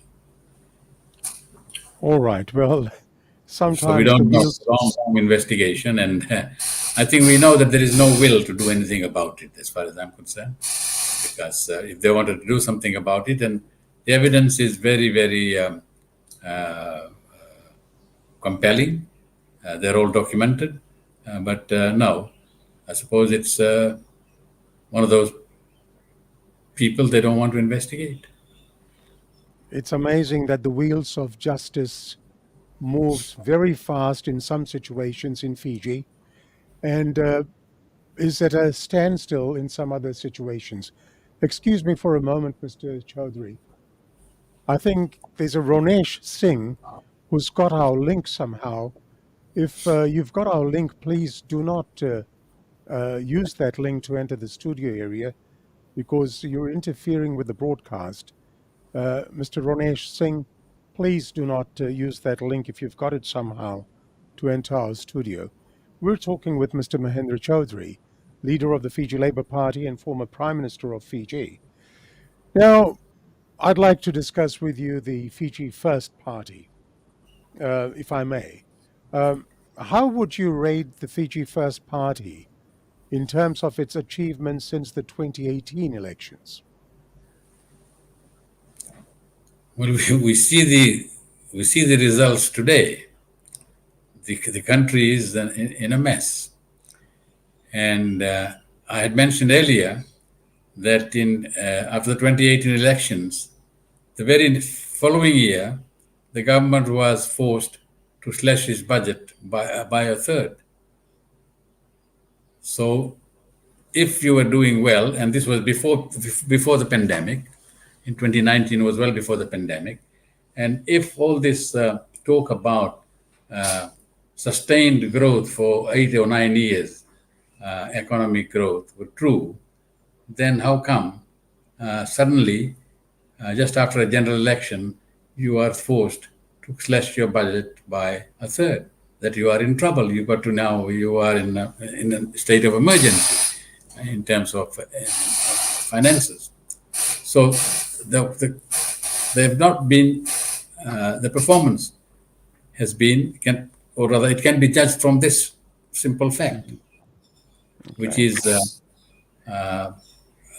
therefore to see. And then, of course, by 2020, we were into the pandemic. And I've always been saying that our economy started sliding from 2017 onwards. By 2020, we had reached a stage where it was quite crucial. And we now know that we are living on borrowed money. We have to keep borrowing. We have to keep asking for grants from our neighbors to move up, to survive, to sustain ourselves, to keep our heads above water. Now, you look at the key areas. You look at the health services. What has Fiji First government achieved in terms of our health services? They are inadequate and they are in a mess, actually. You look at education. There's so many problems in the education ministry. Teachers are unhappy. They've got problems which is continually being argued between the unions and the education ministry, school committees, and all that. So education is another sector. You look at agriculture. You give me one plus point as far as I'm concerned. This is what I'm telling the people. If we elect government so that they can do something for us, we pay taxes so that our services are improved. We have better education. We have better medical services. We have employment for our children when they come out of school or when they graduate. But no, this has been, the situation has been going down and down before the pandemic. We must not confuse this with the pandemic. The pandemic is there. It simply aggravated what was already an unacceptable situation with regard to the key sectors of our economy and services. So the record speaks for itself. We've got a sugar industry, which they have really run down, medical services, education, agriculture. There you are.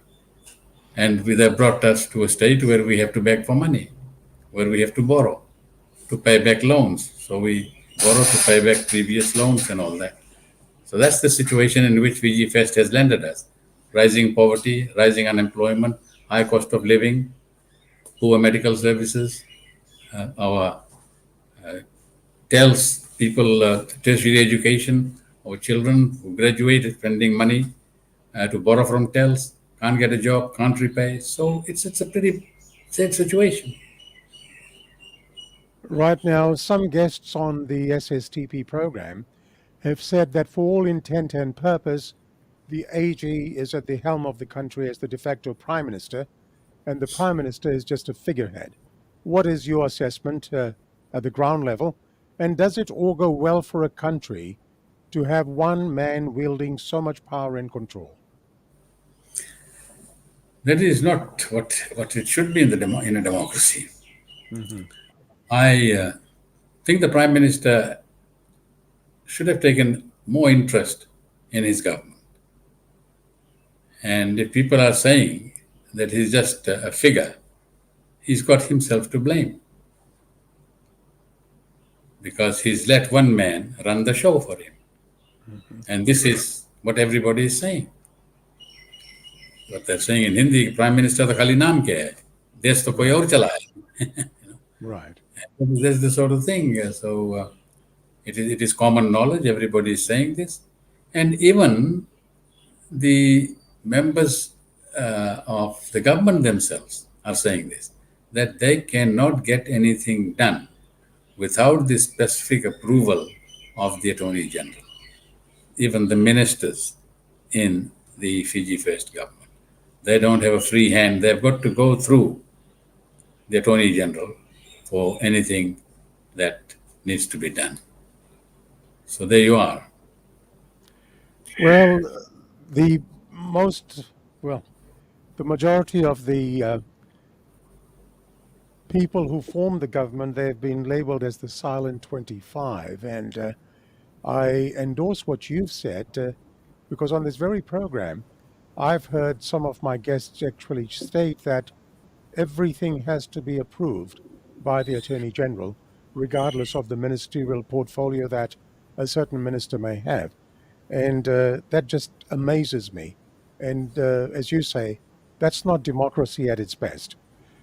Now, You talk sorry. about a party. Is Fiji First really a party? Does it have annual conventions like other parties?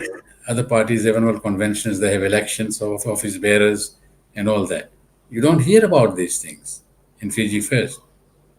How they elect their office bearers, where do they meet, to submit their accounts to their members and carry out other functions which normally a democratic setup, a party in a democratic setup would do. They don't have meetings. So I don't know whether you can call it a party. I think it's run like a company with a board of directors. There are two directors. Managing director is the Attorney General, I think, and the secretary to the company, and the Prime Minister is just a director. That seems to be, the Fiji First in a nutshell. All right. Now, the Attorney General, and I'm just turning the clock back about a year, Mr. Chaudhry. The Attorney General said in Parliament during the delivery of the 2021-2022 budget that beginning August 2021, every Fijian affected by COVID-19 in the formal and informal sector would be entitled to a monthly allowance of $120 for 6 months. But it came with a proviso, and that proviso was that they had received the first dose of AstraZeneca. You condemned this and said that the Attorney General must stop playing God with people who need state assistance to survive. Would you care to elaborate on that, sir? Yes, I think, on a humanitarian note, why do you attach vaccination to assisting people to put food on the table? They're in dire straits. They cannot meet their basic needs. If you're going to assist people, you should assist them all and not put a condition to it that if you don't get vaccinated, some people, for reasons of their own, don't want to get vaccination. Now, this is a personal thing, and we must respect personal freedoms. But they've been treated this way. They've been deprived of state assistance. They've lost their jobs in some places because they're not vaccinated. And this is what has happened. Certainly, this is not right. And I don't know whether that scheme has even got through at all. Okay. Well, All right, have a drink of water if you must, Mr. Chaudhry. Please go ahead. On Sashi Singh's Talking Point Live on Facebook and YouTube this afternoon, our chief guest is Mr. Mahendra Chaudhry, leader of the Fiji Labour Party and former Prime Minister of Fiji. Please share the link on your own timeline so that you may include your family and friends in this broadcast. And I remind you that a full recording of this program can also be viewed later on Facebook and YouTube as well. Now, let's move our discussions to the subject of corruption. You said this week that the country has lost millions of dollars due to corrupt practices. You further said that corruption is bleeding the country. What did you mean by this statement, Mr. Chaudhry? Corruption is endemic. In Fiji, it has been for some time. People talk about it. And there were cases, instances of high levels of corruption which were not investigated. I've got some cases here because I was asked after that statement that you read out, I was asked by a media organization to give examples. What did you mean by that, corruption? I have here listed cases which have not been investigated, or if investigated, nobody knows the outcome. The most serious one is the Water Authority of Fiji digger scam, $33 million digger scam, which was in the Auditor General's report of 2016. And this was referred to FICAC in 2018. This is what the Water Authority told the people when it was questioned. How come we have to pay $33 million to just have a digger for 3 years? It was referred to FICAC in 2018 for investigation, but to this day, there's been no outcome. We don't know what happened to that. Then there was corruption in Housing Authority. There was a special investigation report by the Auditor General on corruption in the Housing Authority. Minister Premila Kumar, at the time responsible for housing and community development, she publicly said that there was corruption in the Housing Authority and that Auditor General had been asked to investigate it. Investigation took place. Report was handed to the government. Report has not come out. It has not been published to public for information. We don't know what has happened to people who engaged in corrupt practice in the Housing Authority. Similarly, in Ra, Sabu Sabu, and the market, construction of market, there were scams there, which were again reported by the Auditor General, referred to FICAC more than 2 years ago, again without any results being reported. It's all just brushed aside. The other cases which we have also been talking about, we've raised our investigations of $16 million FNU Lambasa campus construction scam, where the contractor absconded after taking payment of $16 million, doing only about 10 to 15% of the work. And there's been no report on that. What is happening about that? And of course, the famous Lautoka City Council swimming pool, $12 million. So there are so many cases like that. And Abdul Khan case was another one that I listed. Yes. FSU. Yes. And so you have these cases, and that is the extent of corruption. These are known cases. Aside from that, we don't know how many others are there. And they talk about providing evidence, but they don't want to open the books. When you ask that, open the books and you'll find the evidence there. Mr. Chaudhry, I've got to ask you a question. You've been the Prime Minister. You've been Minister for Finance in the past.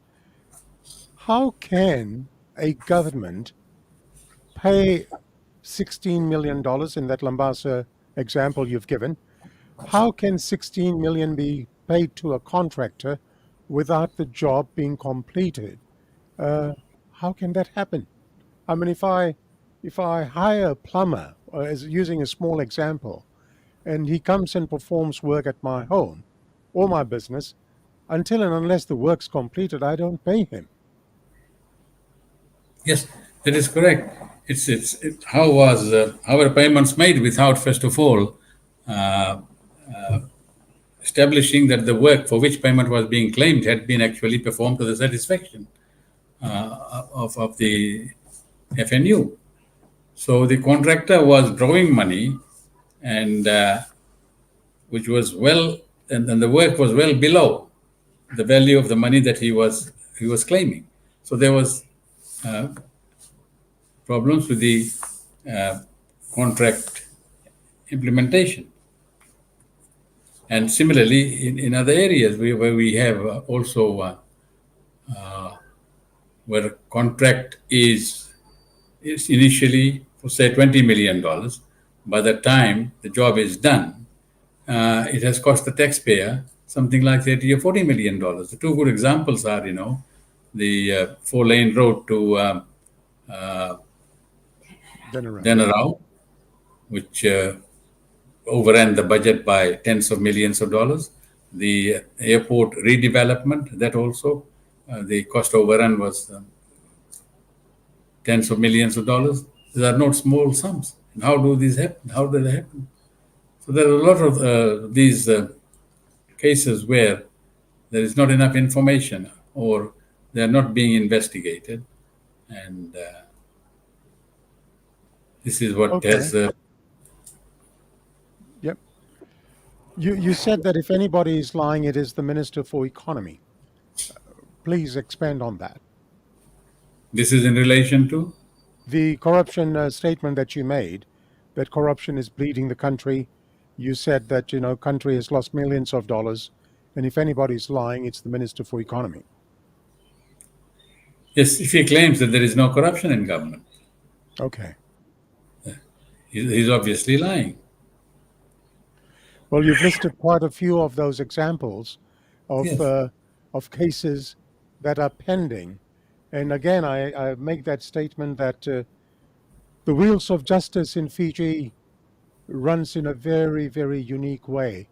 Very fast in some cases, for political expediency, one could say, and for other matters, as slow as it can be. Now, this week, the issue of tenders. Sorry, you wanted to say something. No, it's all right. Carry on. Okay. This week, the issue of tenders, they've also made the news. There is suggestion in some sectors of the business community that tenders are probably predetermined. If this is so, then this would constitute, again, a corrupt practice. Do you have any views on the subject of tenders as it has been raised this week? Yes, of course, the tender procedures. We have a construction implementation unit which was established by the economy minister, and this is under the Ministry of Economy. It is the job of this construction implementation unit to oversee the major construction projects of the government. And they should be the ones ensuring that tender procedures are followed and properly recorded. But people who have tendered for projects say that this is not being done. It's not being followed. And a number of them are no longer tendering for government projects because they say that the outcome is already decided. We're wasting our time putting in tenders. There are cases where also, in one particular case, which I pointed out, a member of the Provident Fund, a board member of the Provident Fund, was allowed to resign from the fund so he could put in the tender of his company on renovation work in a hotel owned by the FNPF. So he got out of the FNPF, just to say that there is no conflict of interest. He was allowed to resign. after successfully getting the tender, he was back on the board. So, and the board is appointed by the economy minister. Wow. So these are the sort of things that are happening here, and what they're saying is that this is cronyism. Your cronies will get the tender, and we're wasting our time preparing tender documents and hoping to get them. So that's why I've said that there is widespread corruption in the government. I started this program last year, and you were one of my first guests.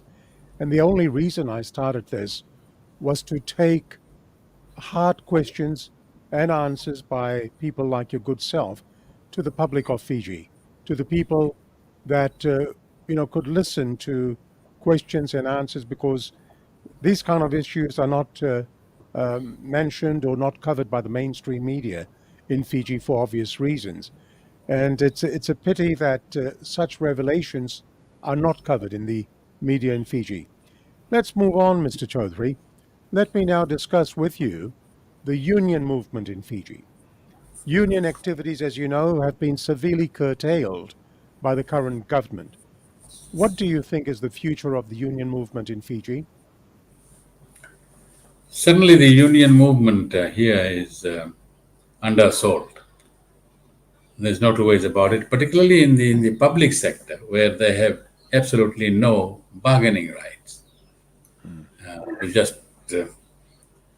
A case in point is the current dispute between the Public Service Association and the government with regard to a logo claims the union has submitted for pay increases to civil servants. And what they've been told is that the government will align the increases in the public service to increases in the basic minimum, in the national minimum wage, which is a ridiculous proposition. So they're just telling the union, no, sorry, we won't give you this. This is what we've decided will happen. That's all. So there is no collective bargaining. And although we have ratified the relevant ILO conventions on collective bargaining and freedom of association, but these rights are on paper only. In practice, no, they're not. So yes, it is.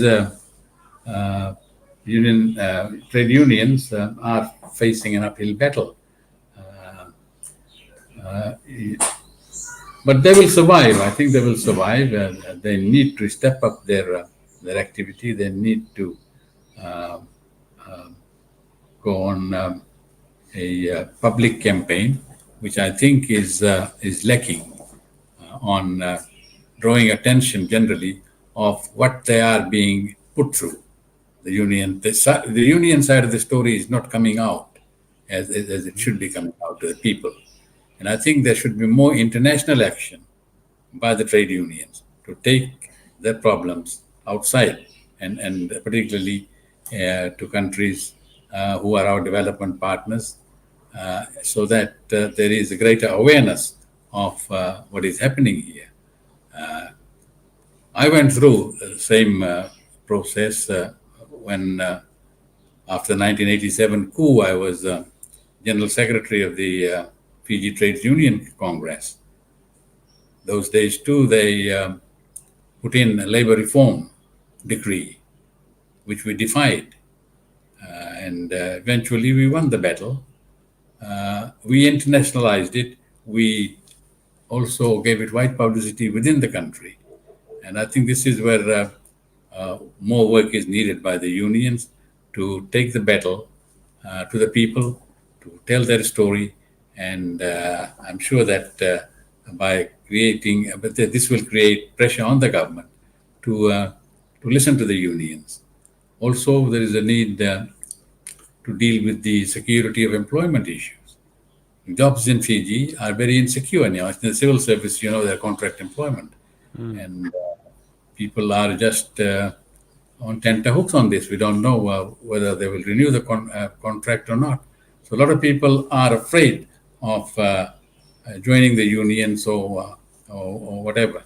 for that reason, that their employment might be terminated. And mind you, the threat is real, because if they do find out that you are close to the union, you are targeted. So this. Okay. Now, the right to peaceful assembly has been denied and permits to march not granted to the FTUC. Do you think the current government is afraid of the support that such a march could harness from the general public? I mean, what other reasons would there be not to grant permits for such a march? Yes, because I think there were two marches way back, which drew quite a large number of people who participated in the march. And government, after that, all the applications were refused. I think they didn't want this to be people to be mobilized through these marches. They thought they felt it was a threat to their power. So they are not permitting these marches, which is, of course, a denial of the right to assemble freely. And aside from that, I think they are also they're not wanting democratic institutions of the people to be strong. That is the strategy behind it, to cripple the trade union movement, to make it weak.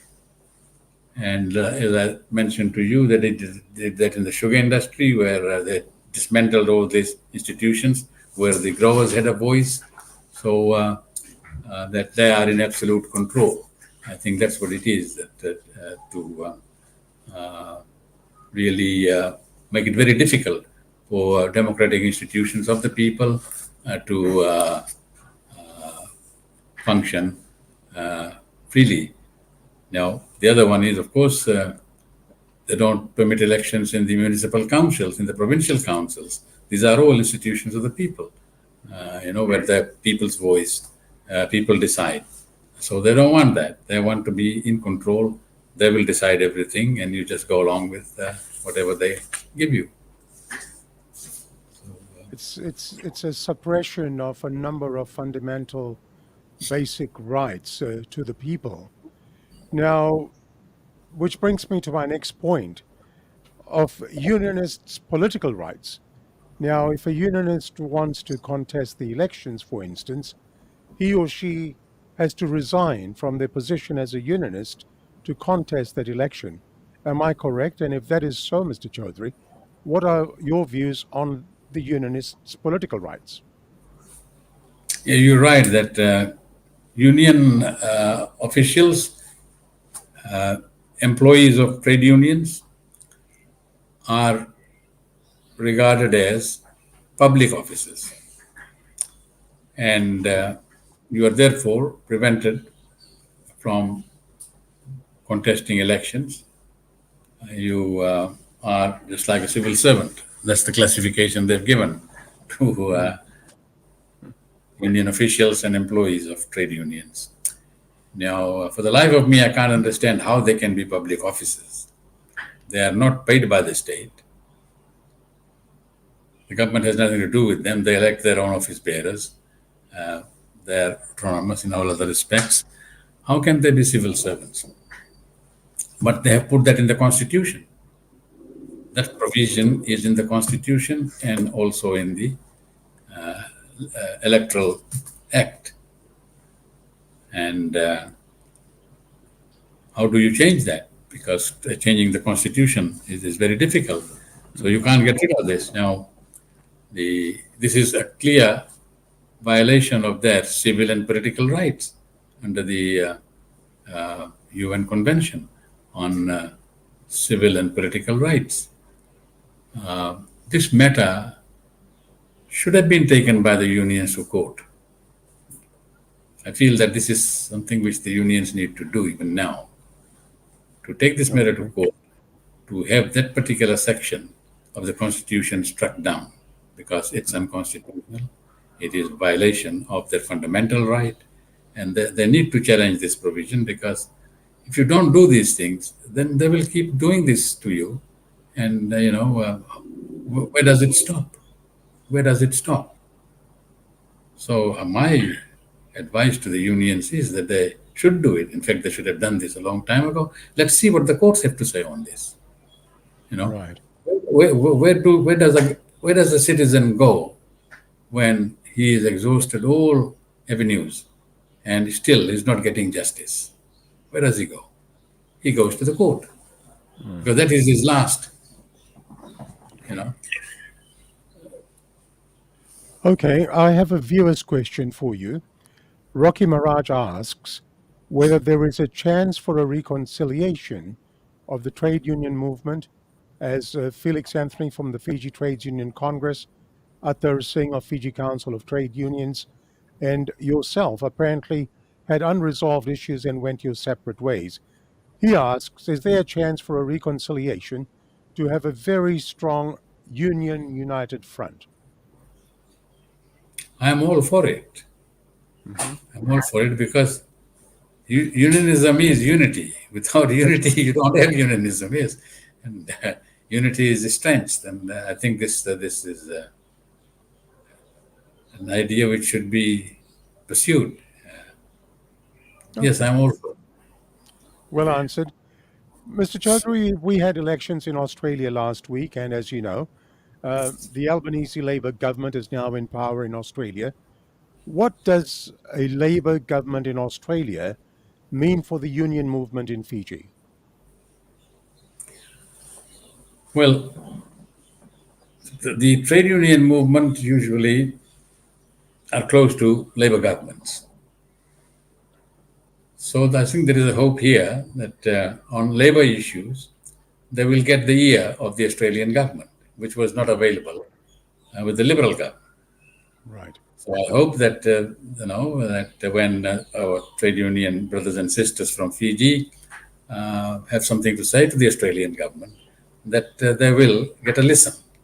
That they will get a listen. They will listen to them and do whatever they can. I think it's very important. That's why I said earlier on that the unions need to go out now that there is a Labor government in Australia.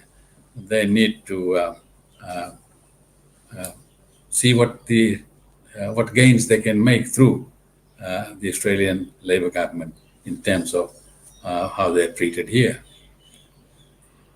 Now, again, sticking to that same theme, the change in government in Australia, in terms of upholding the principles of democracy and the need to have free and fair elections in Fiji, what does this change in government in Australia mean in the Fiji situation? Well, you just had your foreign minister here. Yes. And she was welcomed, and she says that the Labor government would continue Australia's close relations with Fiji, and she's promised a few things which have pleased our people. For instance, the Labor scheme, under which they will permit the family of the workers to go to Australia with the worker. I think that's a good move. At least we hope that it can be implemented fairly soon. But let me say one thing, that we found, the previous government, Mr. Morrison's government, not to be too concerned about the human rights situation in Fiji, about media freedom, about workers' rights, and things like that. And the diplomats here are rather aloof from the opposition or from the unions. They seem to be too close to the government of the day. I think there is very little interaction. For some reason, they have shied away from the opposition. So I think what I would say is that let the Labor government change that. I think there is a need to engage with all sectors of the society. And the diplomats here, either Australian or New Zealand or Americans, they need to also talk to the opposition, because they're very important issues of their rights, of human rights, of democratic rights, the values that we share. These are the values we share. And if these values are not practiced here, then certainly we need your help in being able to persuade the government here, look, you are not doing the right thing in terms of ABC. So there has to be this kind of dialogue, this kind of engagement, this Bovale concept. It's just on certain issues only. I think it should have a wider coverage. If it's only on defense and security and on economic interests, but not really, what really affects the people in their day-to-day lives and important things like human rights, workers' rights, and things like that. So I would hope that the Australian Labor government would in some measure, correct this situation and engage more with all sectors of Fiji society. Do you think the diplomatic corps in Fiji has a system like better the devil you know than the devil you don't? Well, I don't know, because I think they should know that they should know what the situation in the country is and whether they correlate with Australian values, right, of democracy and freedom. That's what's important. Australia defends human rights, democratic rights of people. It's taken the battle in Papua and other places. But what about Fiji? Right. What about Fiji? Do we really have a democracy here? That's, I was talking to you just a little while ago about reconciliation, Fiji Trades Union Congress, Fiji Council of Trade Unions. Was it not a situation that in 2018, FTUC and FICTU actually merged, and then it sort of broke down again? Your analysis of that? I'm afraid I can't help you there, Shashi, because Okay. they've kept me out of that, and in terms of relations between themselves. But I certainly support any moves that would bring them together again. All right. I accept that, and I hope there are moves to reconcile any differences between the union movement. Let me talk to you about the coalition of parties, or planned coalition of parties post-election. As the country gears towards the next election, what is the possibility of the Fiji Labour Party joining forces with another party in the near future? Well, we've been saying since 2014, actually, for the opposition parties to come together. But this has not been acceptable to some parties. In 2014, in 2018, it was SODELPA and NFP. They wanted to fight on their own. And so a grand coalition of opposition parties was not possible. This was in 2014. Again, before 2018 elections, we tried to get together, but again, for reasons best known to themselves, it didn't succeed. So the situation right now here is that opposition political parties are very much on their own. Whilst there is some talk about, all right, once we get in to Parliament, then we'll decide if we have the numbers to form the government. And I think this is what is the equation with PAP and NFP, that they have said, fine, we'll have a post-election coalition. But with regard to the others, SODELPA, I don't know. Unity Fiji, we had a cooperation agreement with them, which Mr. Narumbe now claims has lapsed. I don't think it has lapsed, but that's how he looks at it, because what he says is that agreement was intended to bring all the parties together. And because some of the parties didn't come together, that agreement has lapsed. Well, what I've said is that agreement was between the three parties with an open-ended clause that others are welcome to come in. So at least it should be maintained between the three parties. So that's the kind of environment that we have here with regard to coming together. And in such a situation, it is best to concentrate on your own party to see that you make the threshold and you get the numbers. Assuming that you did cross the threshold and you had a few seats in Parliament, would you at that stage be ready to negotiate with other opposition parties to make the numbers to form government? That will be the only option, isn't it? That's right, yes. If no single party had the majority to govern, there has to be a coalition. And you see, if you can be a part of that coalition to govern, of course, there would be issues tied to it in terms of your policy on key matters. They've got to have some commonality, and then you can negotiate that. Yes, it's a matter of negotiation.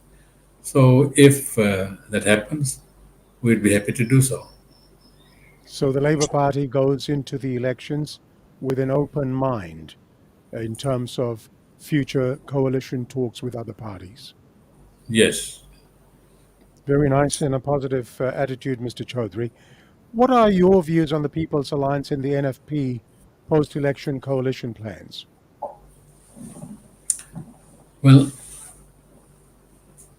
I think it's a repeat of their 1999 coalition agreement. Of course, in 1999, there was SVT led by Rambuka. This time it's People Alliance. So it's a repeat of that. For some reason, it didn't work out, and then NFP openly declared that they were not going to, be a party to anything which where people who had done coups were involved. So that's a bit of a turnaround from that now that they're shaking hands with Mr. Rambuka, because according to what Professor Prasad had said, and he said this in Parliament and elsewhere, but he seems to have changed his mind now and gone the way that Mr. Reddy went in 1999. Okay.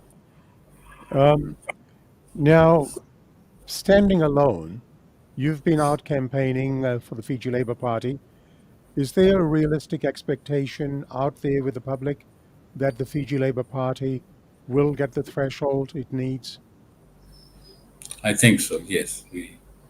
It's quite different this time, and we are quite hopeful that we will be able to cross the threshold.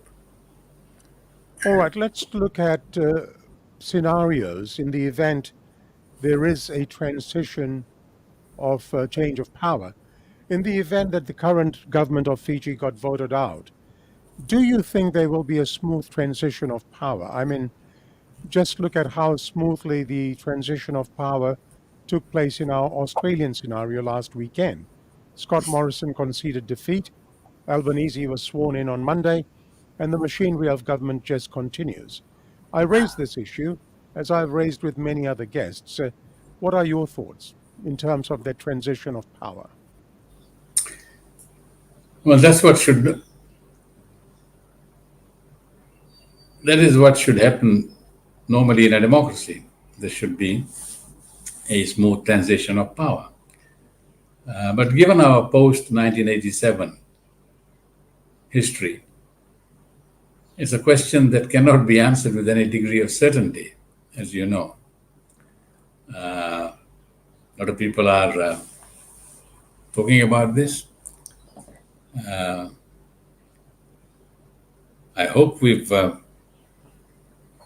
gone past the coup culture now, but still, there are doubts in the minds of the people, whether this will be so.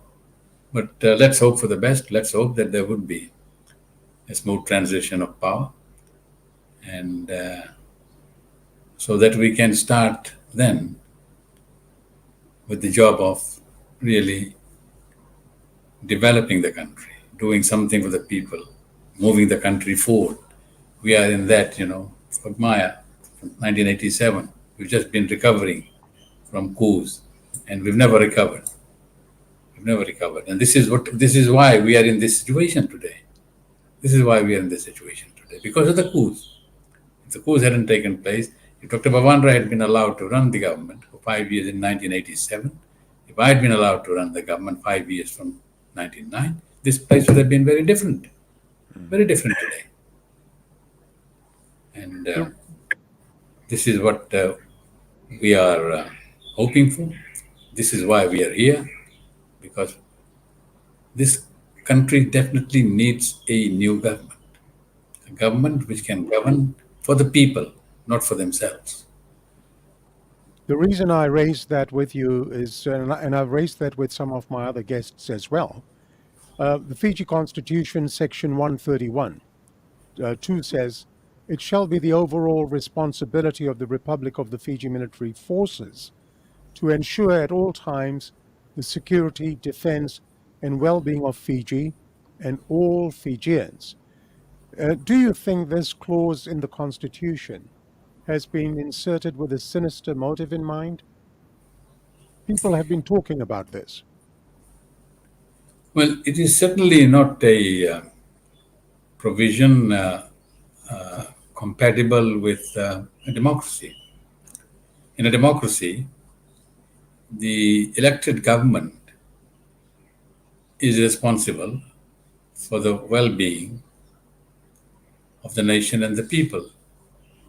The military is an organ of the state, and the ultimate responsibility for the people rests with the elected government, which, together with the organs of the state and other state institutions, are responsible for running the country. They run it together, so that the role of the military is really to defend the country from external or internal aggression or disorder. That is their role, and of course, there again, this will be subject to how the government of the day wants them to act in the manner. So it's important to understand that the military is a part of the government. It is it is an organ of the state, and it is subordinate to the elected government. In terms of well-being of a nation, well-being of a people, that's the responsibility of the elected government. That's why we have elections. That's why we have a parliament. So that's the responsibility of parliament and elected government. You've answered my next question, because I was going to say that should it not be the government of the day's responsibility to ensure at all times the well-being of Fiji and all Fijians, and not have this power bestowed on the military? And I think you've answered that. I'll move on, Mr. Chaudhry. Let's come to the Fiji Labour Party. You've recently stated that the Fiji Labour Party's platform is to get freedom back. What did you mean by this? Please elaborate. Freedoms that we have lost: freedom of speech, freedom of assembly, freedom of the media, trade union rights, freedom of association, collective bargaining. These are freedoms which were won by hard negotiations over the years. They've now been in the Constitution now. But in reality, yes, it's just on paper, many of these freedoms. In practice, we don't have them. We don't have them. And this is what I've been telling the people, that this election is about getting our freedoms back.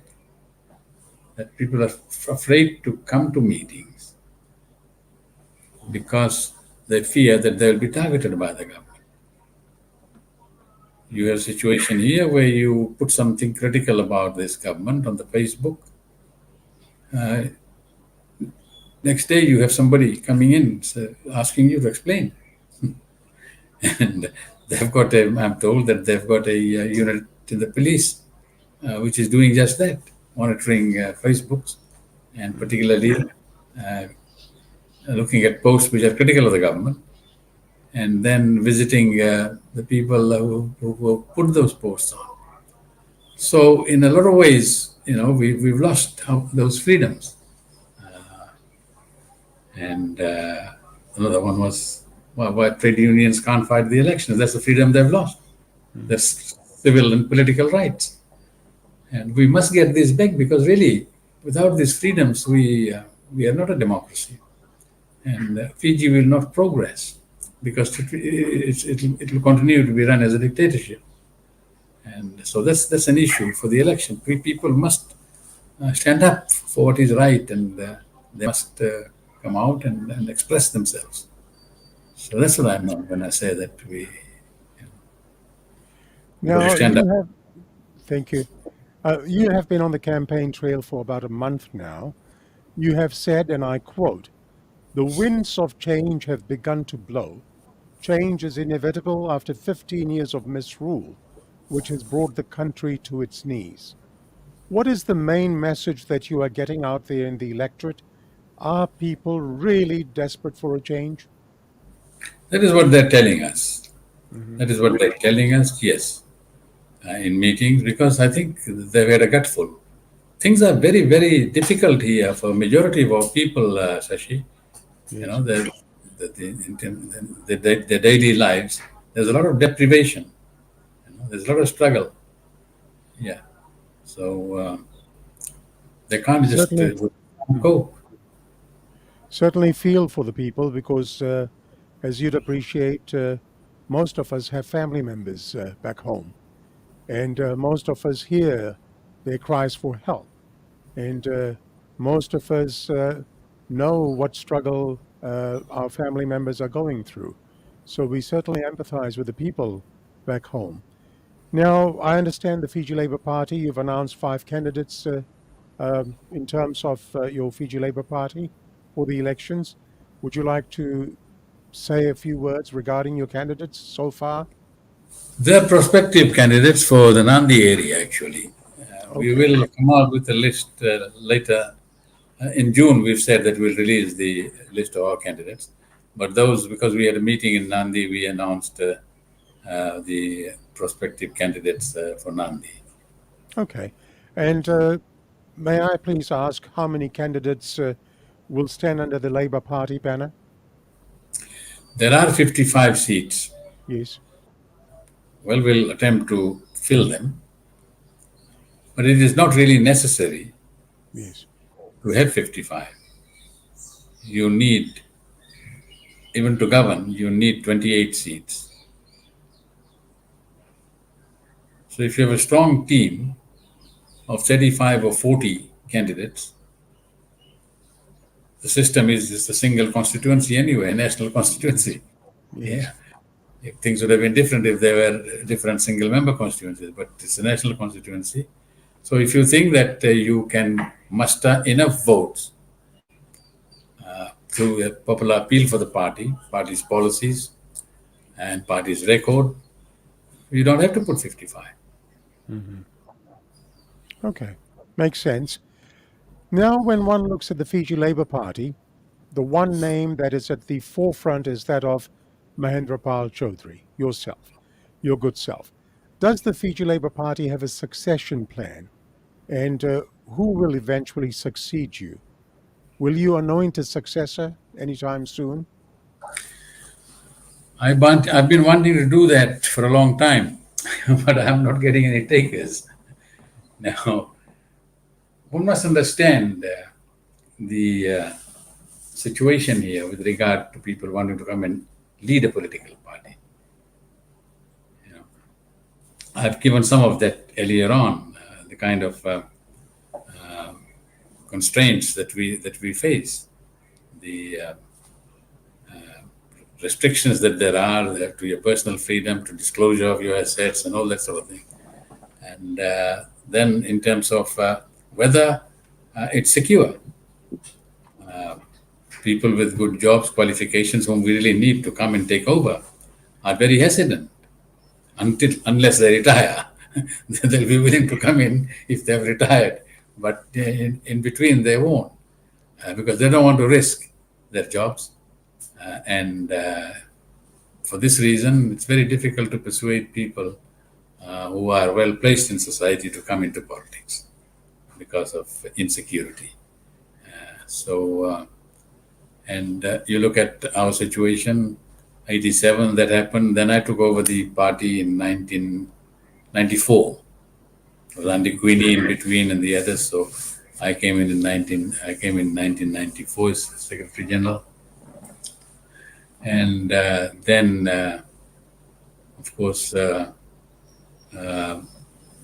we had the elections in 1999.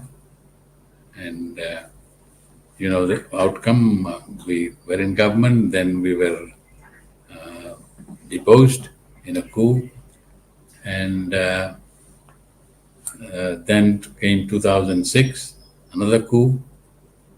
And then very difficult for people to come and say, all right, there's no democracy, there's no parliament for long periods of time in between.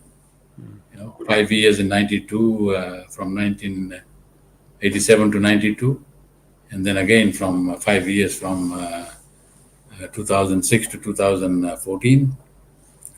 So because of the instability, insecurity and all that, you don't have people coming up to say, all right, I'm interested in politics. I'm going to sacrifice my time and do whatever I can to build the party and take over, or to play an important role in these things. So I've been there simply because of this for all this while.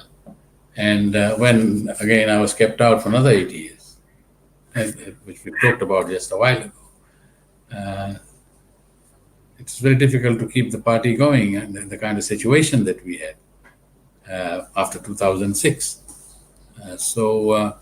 I myself would have liked to go a long time ago. In fact, I was thinking that after the 2000 elections, I would do probably 2 terms as Prime Minister and then go. But things didn't turn out that way. Right. And I'd be very happy to hand over, and I hope that will be soon. All right. As we come to the home stretch, Mr. Chaudhry, I know I've taken a lot of your time today, and I'd like to look at Mr. Chaudhry, the person. I said at the very beginning of today's episode of SSTP that you are now 80 years old. While I will be the first to say that age is certainly no barrier to one's performance, I would like to know, what is the motivation for you to remain in the political arena? As I said, you're a feisty politician. What's your motivation? Well, what keeps me here is because there is so much still to do. There is so much wrong in this country. Mm-hmm. And if you are in position of leadership, you are in politics, you just can't leave and run away. Though I've done my stint and all that. I think some of us are committed to the cause, so we don't feel comfortable leaving things when there's a lot to be done, and that is the reason why I've stayed. Circumstances have forced me to stay. Mm-hmm. I would rather spend more time with my family, visit my grandchildren who are all living abroad and all that. So in the way of family life, I've missed quite a bit. But again, as I said, that we have a duty to do. And when you see so much wrong around you, when you see so much oppression, so much suffering, and you don't do anything about it, you're only thinking of your own self, your own comfort zone, it doesn't seem right. So people, I was made Prime Minister of this country. The faith and the confidence that the people had in me, I must give them something back in return. I can't just say that, all right, you put me up there. And then when things are not right, I say goodbye to you and go. We've got to serve the cause. So it's not a kind of a job, with a tenure. Yes. It's something that needs to be mentioned is that all hats off to you.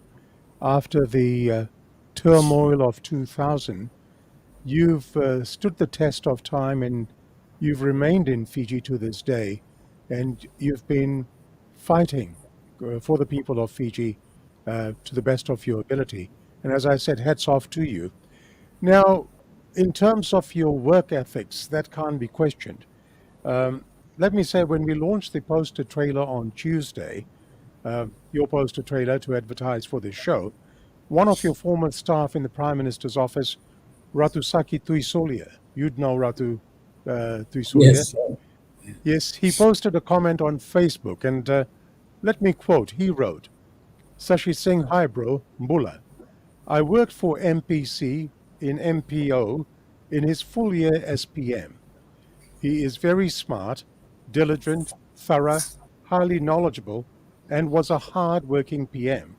He read every brief, cabinet paper, and report, and even took time to edit the papers and correct spelling mistakes and grammar. I was very impressed. I enjoyed working with him because he was efficient and effective and had all his ministers on their toes all the time. End of quote. Now, this is a very glowing tribute and endorsement from somebody who worked in your office during your term as Prime Minister. How does this make you feel? It makes me feel very happy, very satisfied. And I'd like to thank Mr.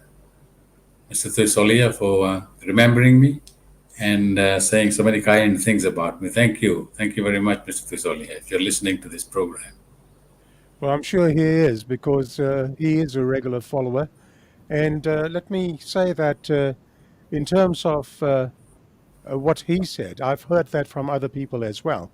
Be it that your term was short-lived, just a year, but I've even heard it from some of the ministers who were under your leadership regarding your work ethic, and this indeed was a glowing tribute. Mr. Chaudhry, let me ask you, what is your one legacy that you will leave behind that you are very proud of? Well, I think in a nutshell, it is, standing up for what is right and what is fair. This is what the fight has always been about. As a trade unionist, Mm-hmm. We always want to see that whatever happens, it's right and it is fair to the people. So in a nutshell, that's what it is in politics, wherever you are. We standing up for what is right and what is fair. So that's your legacy, fighting for truth? Yes, because throughout, I've been, if you look at my career, I was a civil servant for about 16 years in the audit office. Mm-hmm. Then after I went into the trade union movement as the General Secretary of the Public Service Association, which position I kept for 29 years until I became Prime Minister. I have been General Secretary of the National Farmers Union for a long, long time now. And all these are unpaid jobs. I don't get a cent out of these jobs. No. Even now, in the Labour Party, I don't get paid and I don't want to get paid. I've got enough. But it is the cause that I'm serving, which is my main concern, is that so long as I can, let me do something about these things. Let me help these people out. Let me speak out for them. From politics, from trade unions into politics. And so life continues. And this is what it is, because there is so much wrong, that is in this country, which we can see, and which not too many people are coming forward to do anything about, really, in a sense. They'll talk. But then we've got to do more than that. All right. That's your legacy. In the same token, may I ask you, What is your biggest regret in your political life? Are there any regrets that you have? Yes, not being allowed to serve our full term in 1987 and in 1999. Mhm. Having said that, obviously, under Mr. Dr. Bavandra and under your leadership, the Labour government couldn't serve its terms. Um, would Fiji have been different? Actually, people say that. Yes. When we go out to the meetings, they recall 1999. Of course, Dr. Bavandra couldn't do much because he just had a month. But within that, he made the outpatient medical fees free. He brought down the price of food by getting duty and things removed. Whatever he could do within a month, he did. Mm. And did it all for the people. I had a longest stint of 12 months. Yes. And so when we campaigned, they recall those days, those who were there then, that things were much different when you were in. And that gives me some kind of satisfaction that at least I'm being appreciated even now by the people. So yes, things would have been much more different because our method of governing, our values are for the people, actually. And we think that Fiji can be a very prosperous country.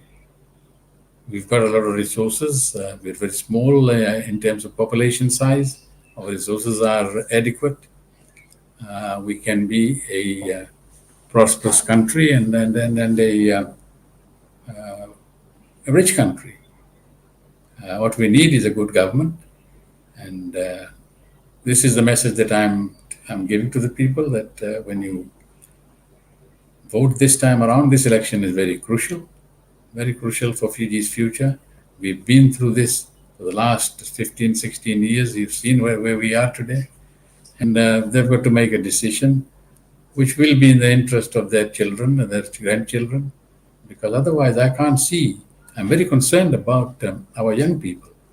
Where is their future? When you graduate and you got degrees and you can't find jobs for not months but years. And so there is a very grim future for them. Even in employment, you're on contract employment, 2-year contract, 3-year contract. You don't know whether you'll have a job after that. Situation is very, very volatile. So these are the things that keep you awake at night. What's going to happen? Our farmers are leaving their cane farming because they're complaining about a lot of issues, and nobody's listening to them. Workers' rights are not there. They're suffering. They cannot have wages, which is going to give them their basic needs. We look at the minimum wage here. It's a laugh. So there is so much injustice.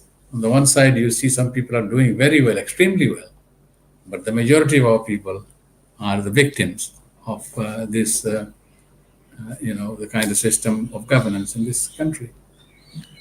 Who do you see as the biggest political threat or challenge in Fiji?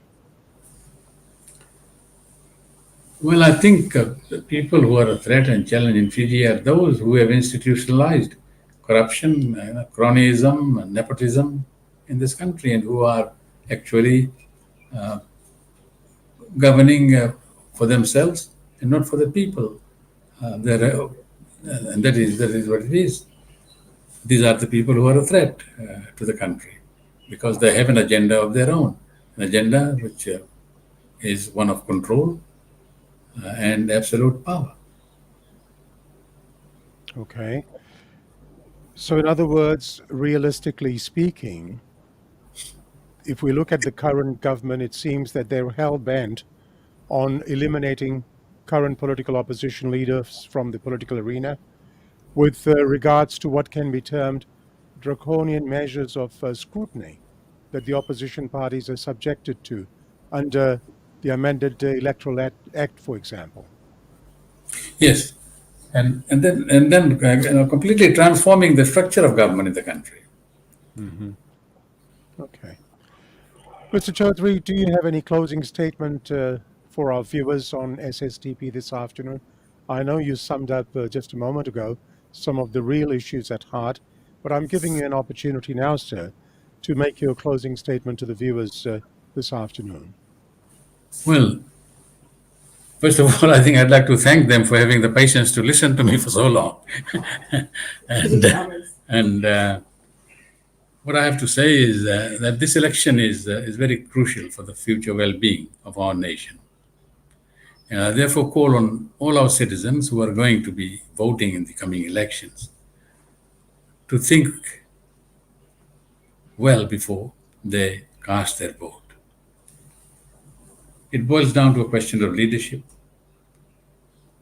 We urgently need proven, experienced, and visionary leadership to clean out the mess that's been created by the Fiji First government in 15 years of their rule, or misrule, should I say. We have many challenges facing us as a nation. The most serious that deeply troubles me is a bleak future for our youth, our children. I said that earlier on. Youth unemployment now stands at around 40%. And we are, in our campaign meetings, we are actually questioned about this. What do we do for our children? We spend so much money educating them. When they come out, they don't have jobs. They feel very frustrated. And so a country which cannot provide jobs for its young people, men and women, we are doing great disservice to them. I think this is where our thought should be. What can we do for them? It means that you got to have an economic growth which will create these opportunities. You have to have a government which can do this, which can create these opportunities for the people, where we have farmers, we have workers, we have professional people. We feel that we need to bring back their confidence in this country. A lot of people here today have lost confidence in Fiji, and they are trying their best to leave and go elsewhere. People are saying they're going to greener pastures. No, that is not true. They're not going to greener pastures. It's because there is no pasture here. This is the problem. It is because there is no pasture here. It's all dry. So we've got to, once again, get Fiji back to what it was before the coup culture took over. We were a happy country, and there was not so much poverty. People were able to find employment. We should be getting back there. So that is what my message is. We have to be a part of that change. And unless you yourselves, as voters, think about it and want to be a part of that change, nothing will change. So that is my message to the people, that please do something so that we can bring about that change, which is so crucial and important to our future. Thank you very much, Mr. Chaudhry. And finally, would you like to express any thoughts on this SSTP program that you've now participated in twice? Yes, I'd like to thank you very much. Actually, I think there are a lot of things that you bring out through these programs which otherwise remain hidden. Your questions are very well researched. You are spot on as far as the issues that you cover in your questions and which are of concern to the people. Of course, some people don't like that, but we know why they don't like it. But keep on doing this. Keep on doing this, and I think, and the thing is that you're giving an opportunity to all the people to express their views. It's not kind of oriented to a particular section of society or to some political parties only. You give a fair go. You operate within a level playing field system. Everybody has a chance. And thank you very much for doing something of this type, which of course is not only viewed here, but in Australia and New Zealand, wherever our people are, and also in the United States.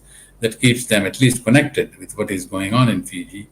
And we hope that you will carry on and not be deterred by criticisms that you may face from time to time. Thank you very much indeed for those kind words, Mr. Chaudhry. I guess, like yourself, some of us develop that thick skin, and words don't harm us, they're only words. So we try to persevere and do the best we can.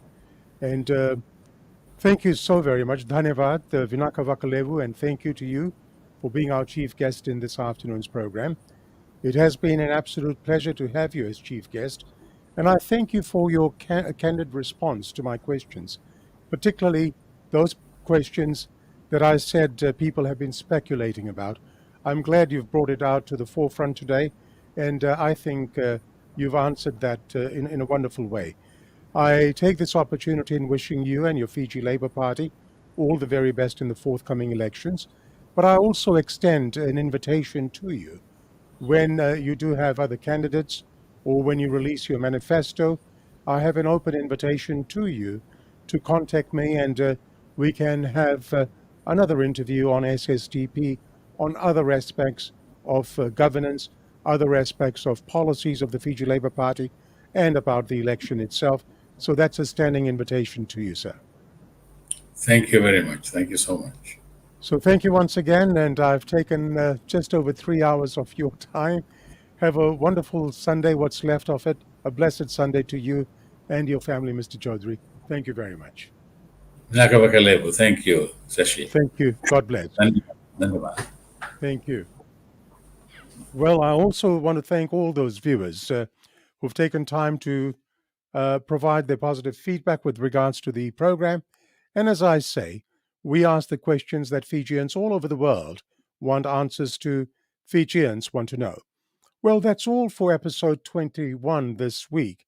A big, big thank you to my regular contributor, Nikhil Singh, for his input in the program today. He contributes in more ways than one. Thank you, Nikhil. To my SSTP team, a very big thank you as well. It's my lunch shout, so look forward to that. And I would also like to thank you, our viewers, for your participation today and always. Now, our chief guest for next week, unfortunately, it's not confirmed as yet. You'll have to watch the SSTP page for more details. I am reliably told that it will be confirmed by tomorrow evening. Fingers crossed, we can confirm that for you by tomorrow evening. So I'll let you know as soon as I find out. Please like and follow the SSTP page so that you can get instant notifications of programs, of posters, of trailers, etc. I wish you all a very safe and happy week. And in closing, I'll leave you with this quote.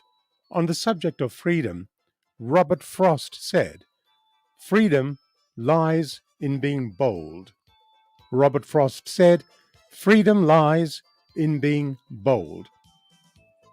Be bold, exercise your choices freely, and till next week on SSTP, that's it for episode 21 today.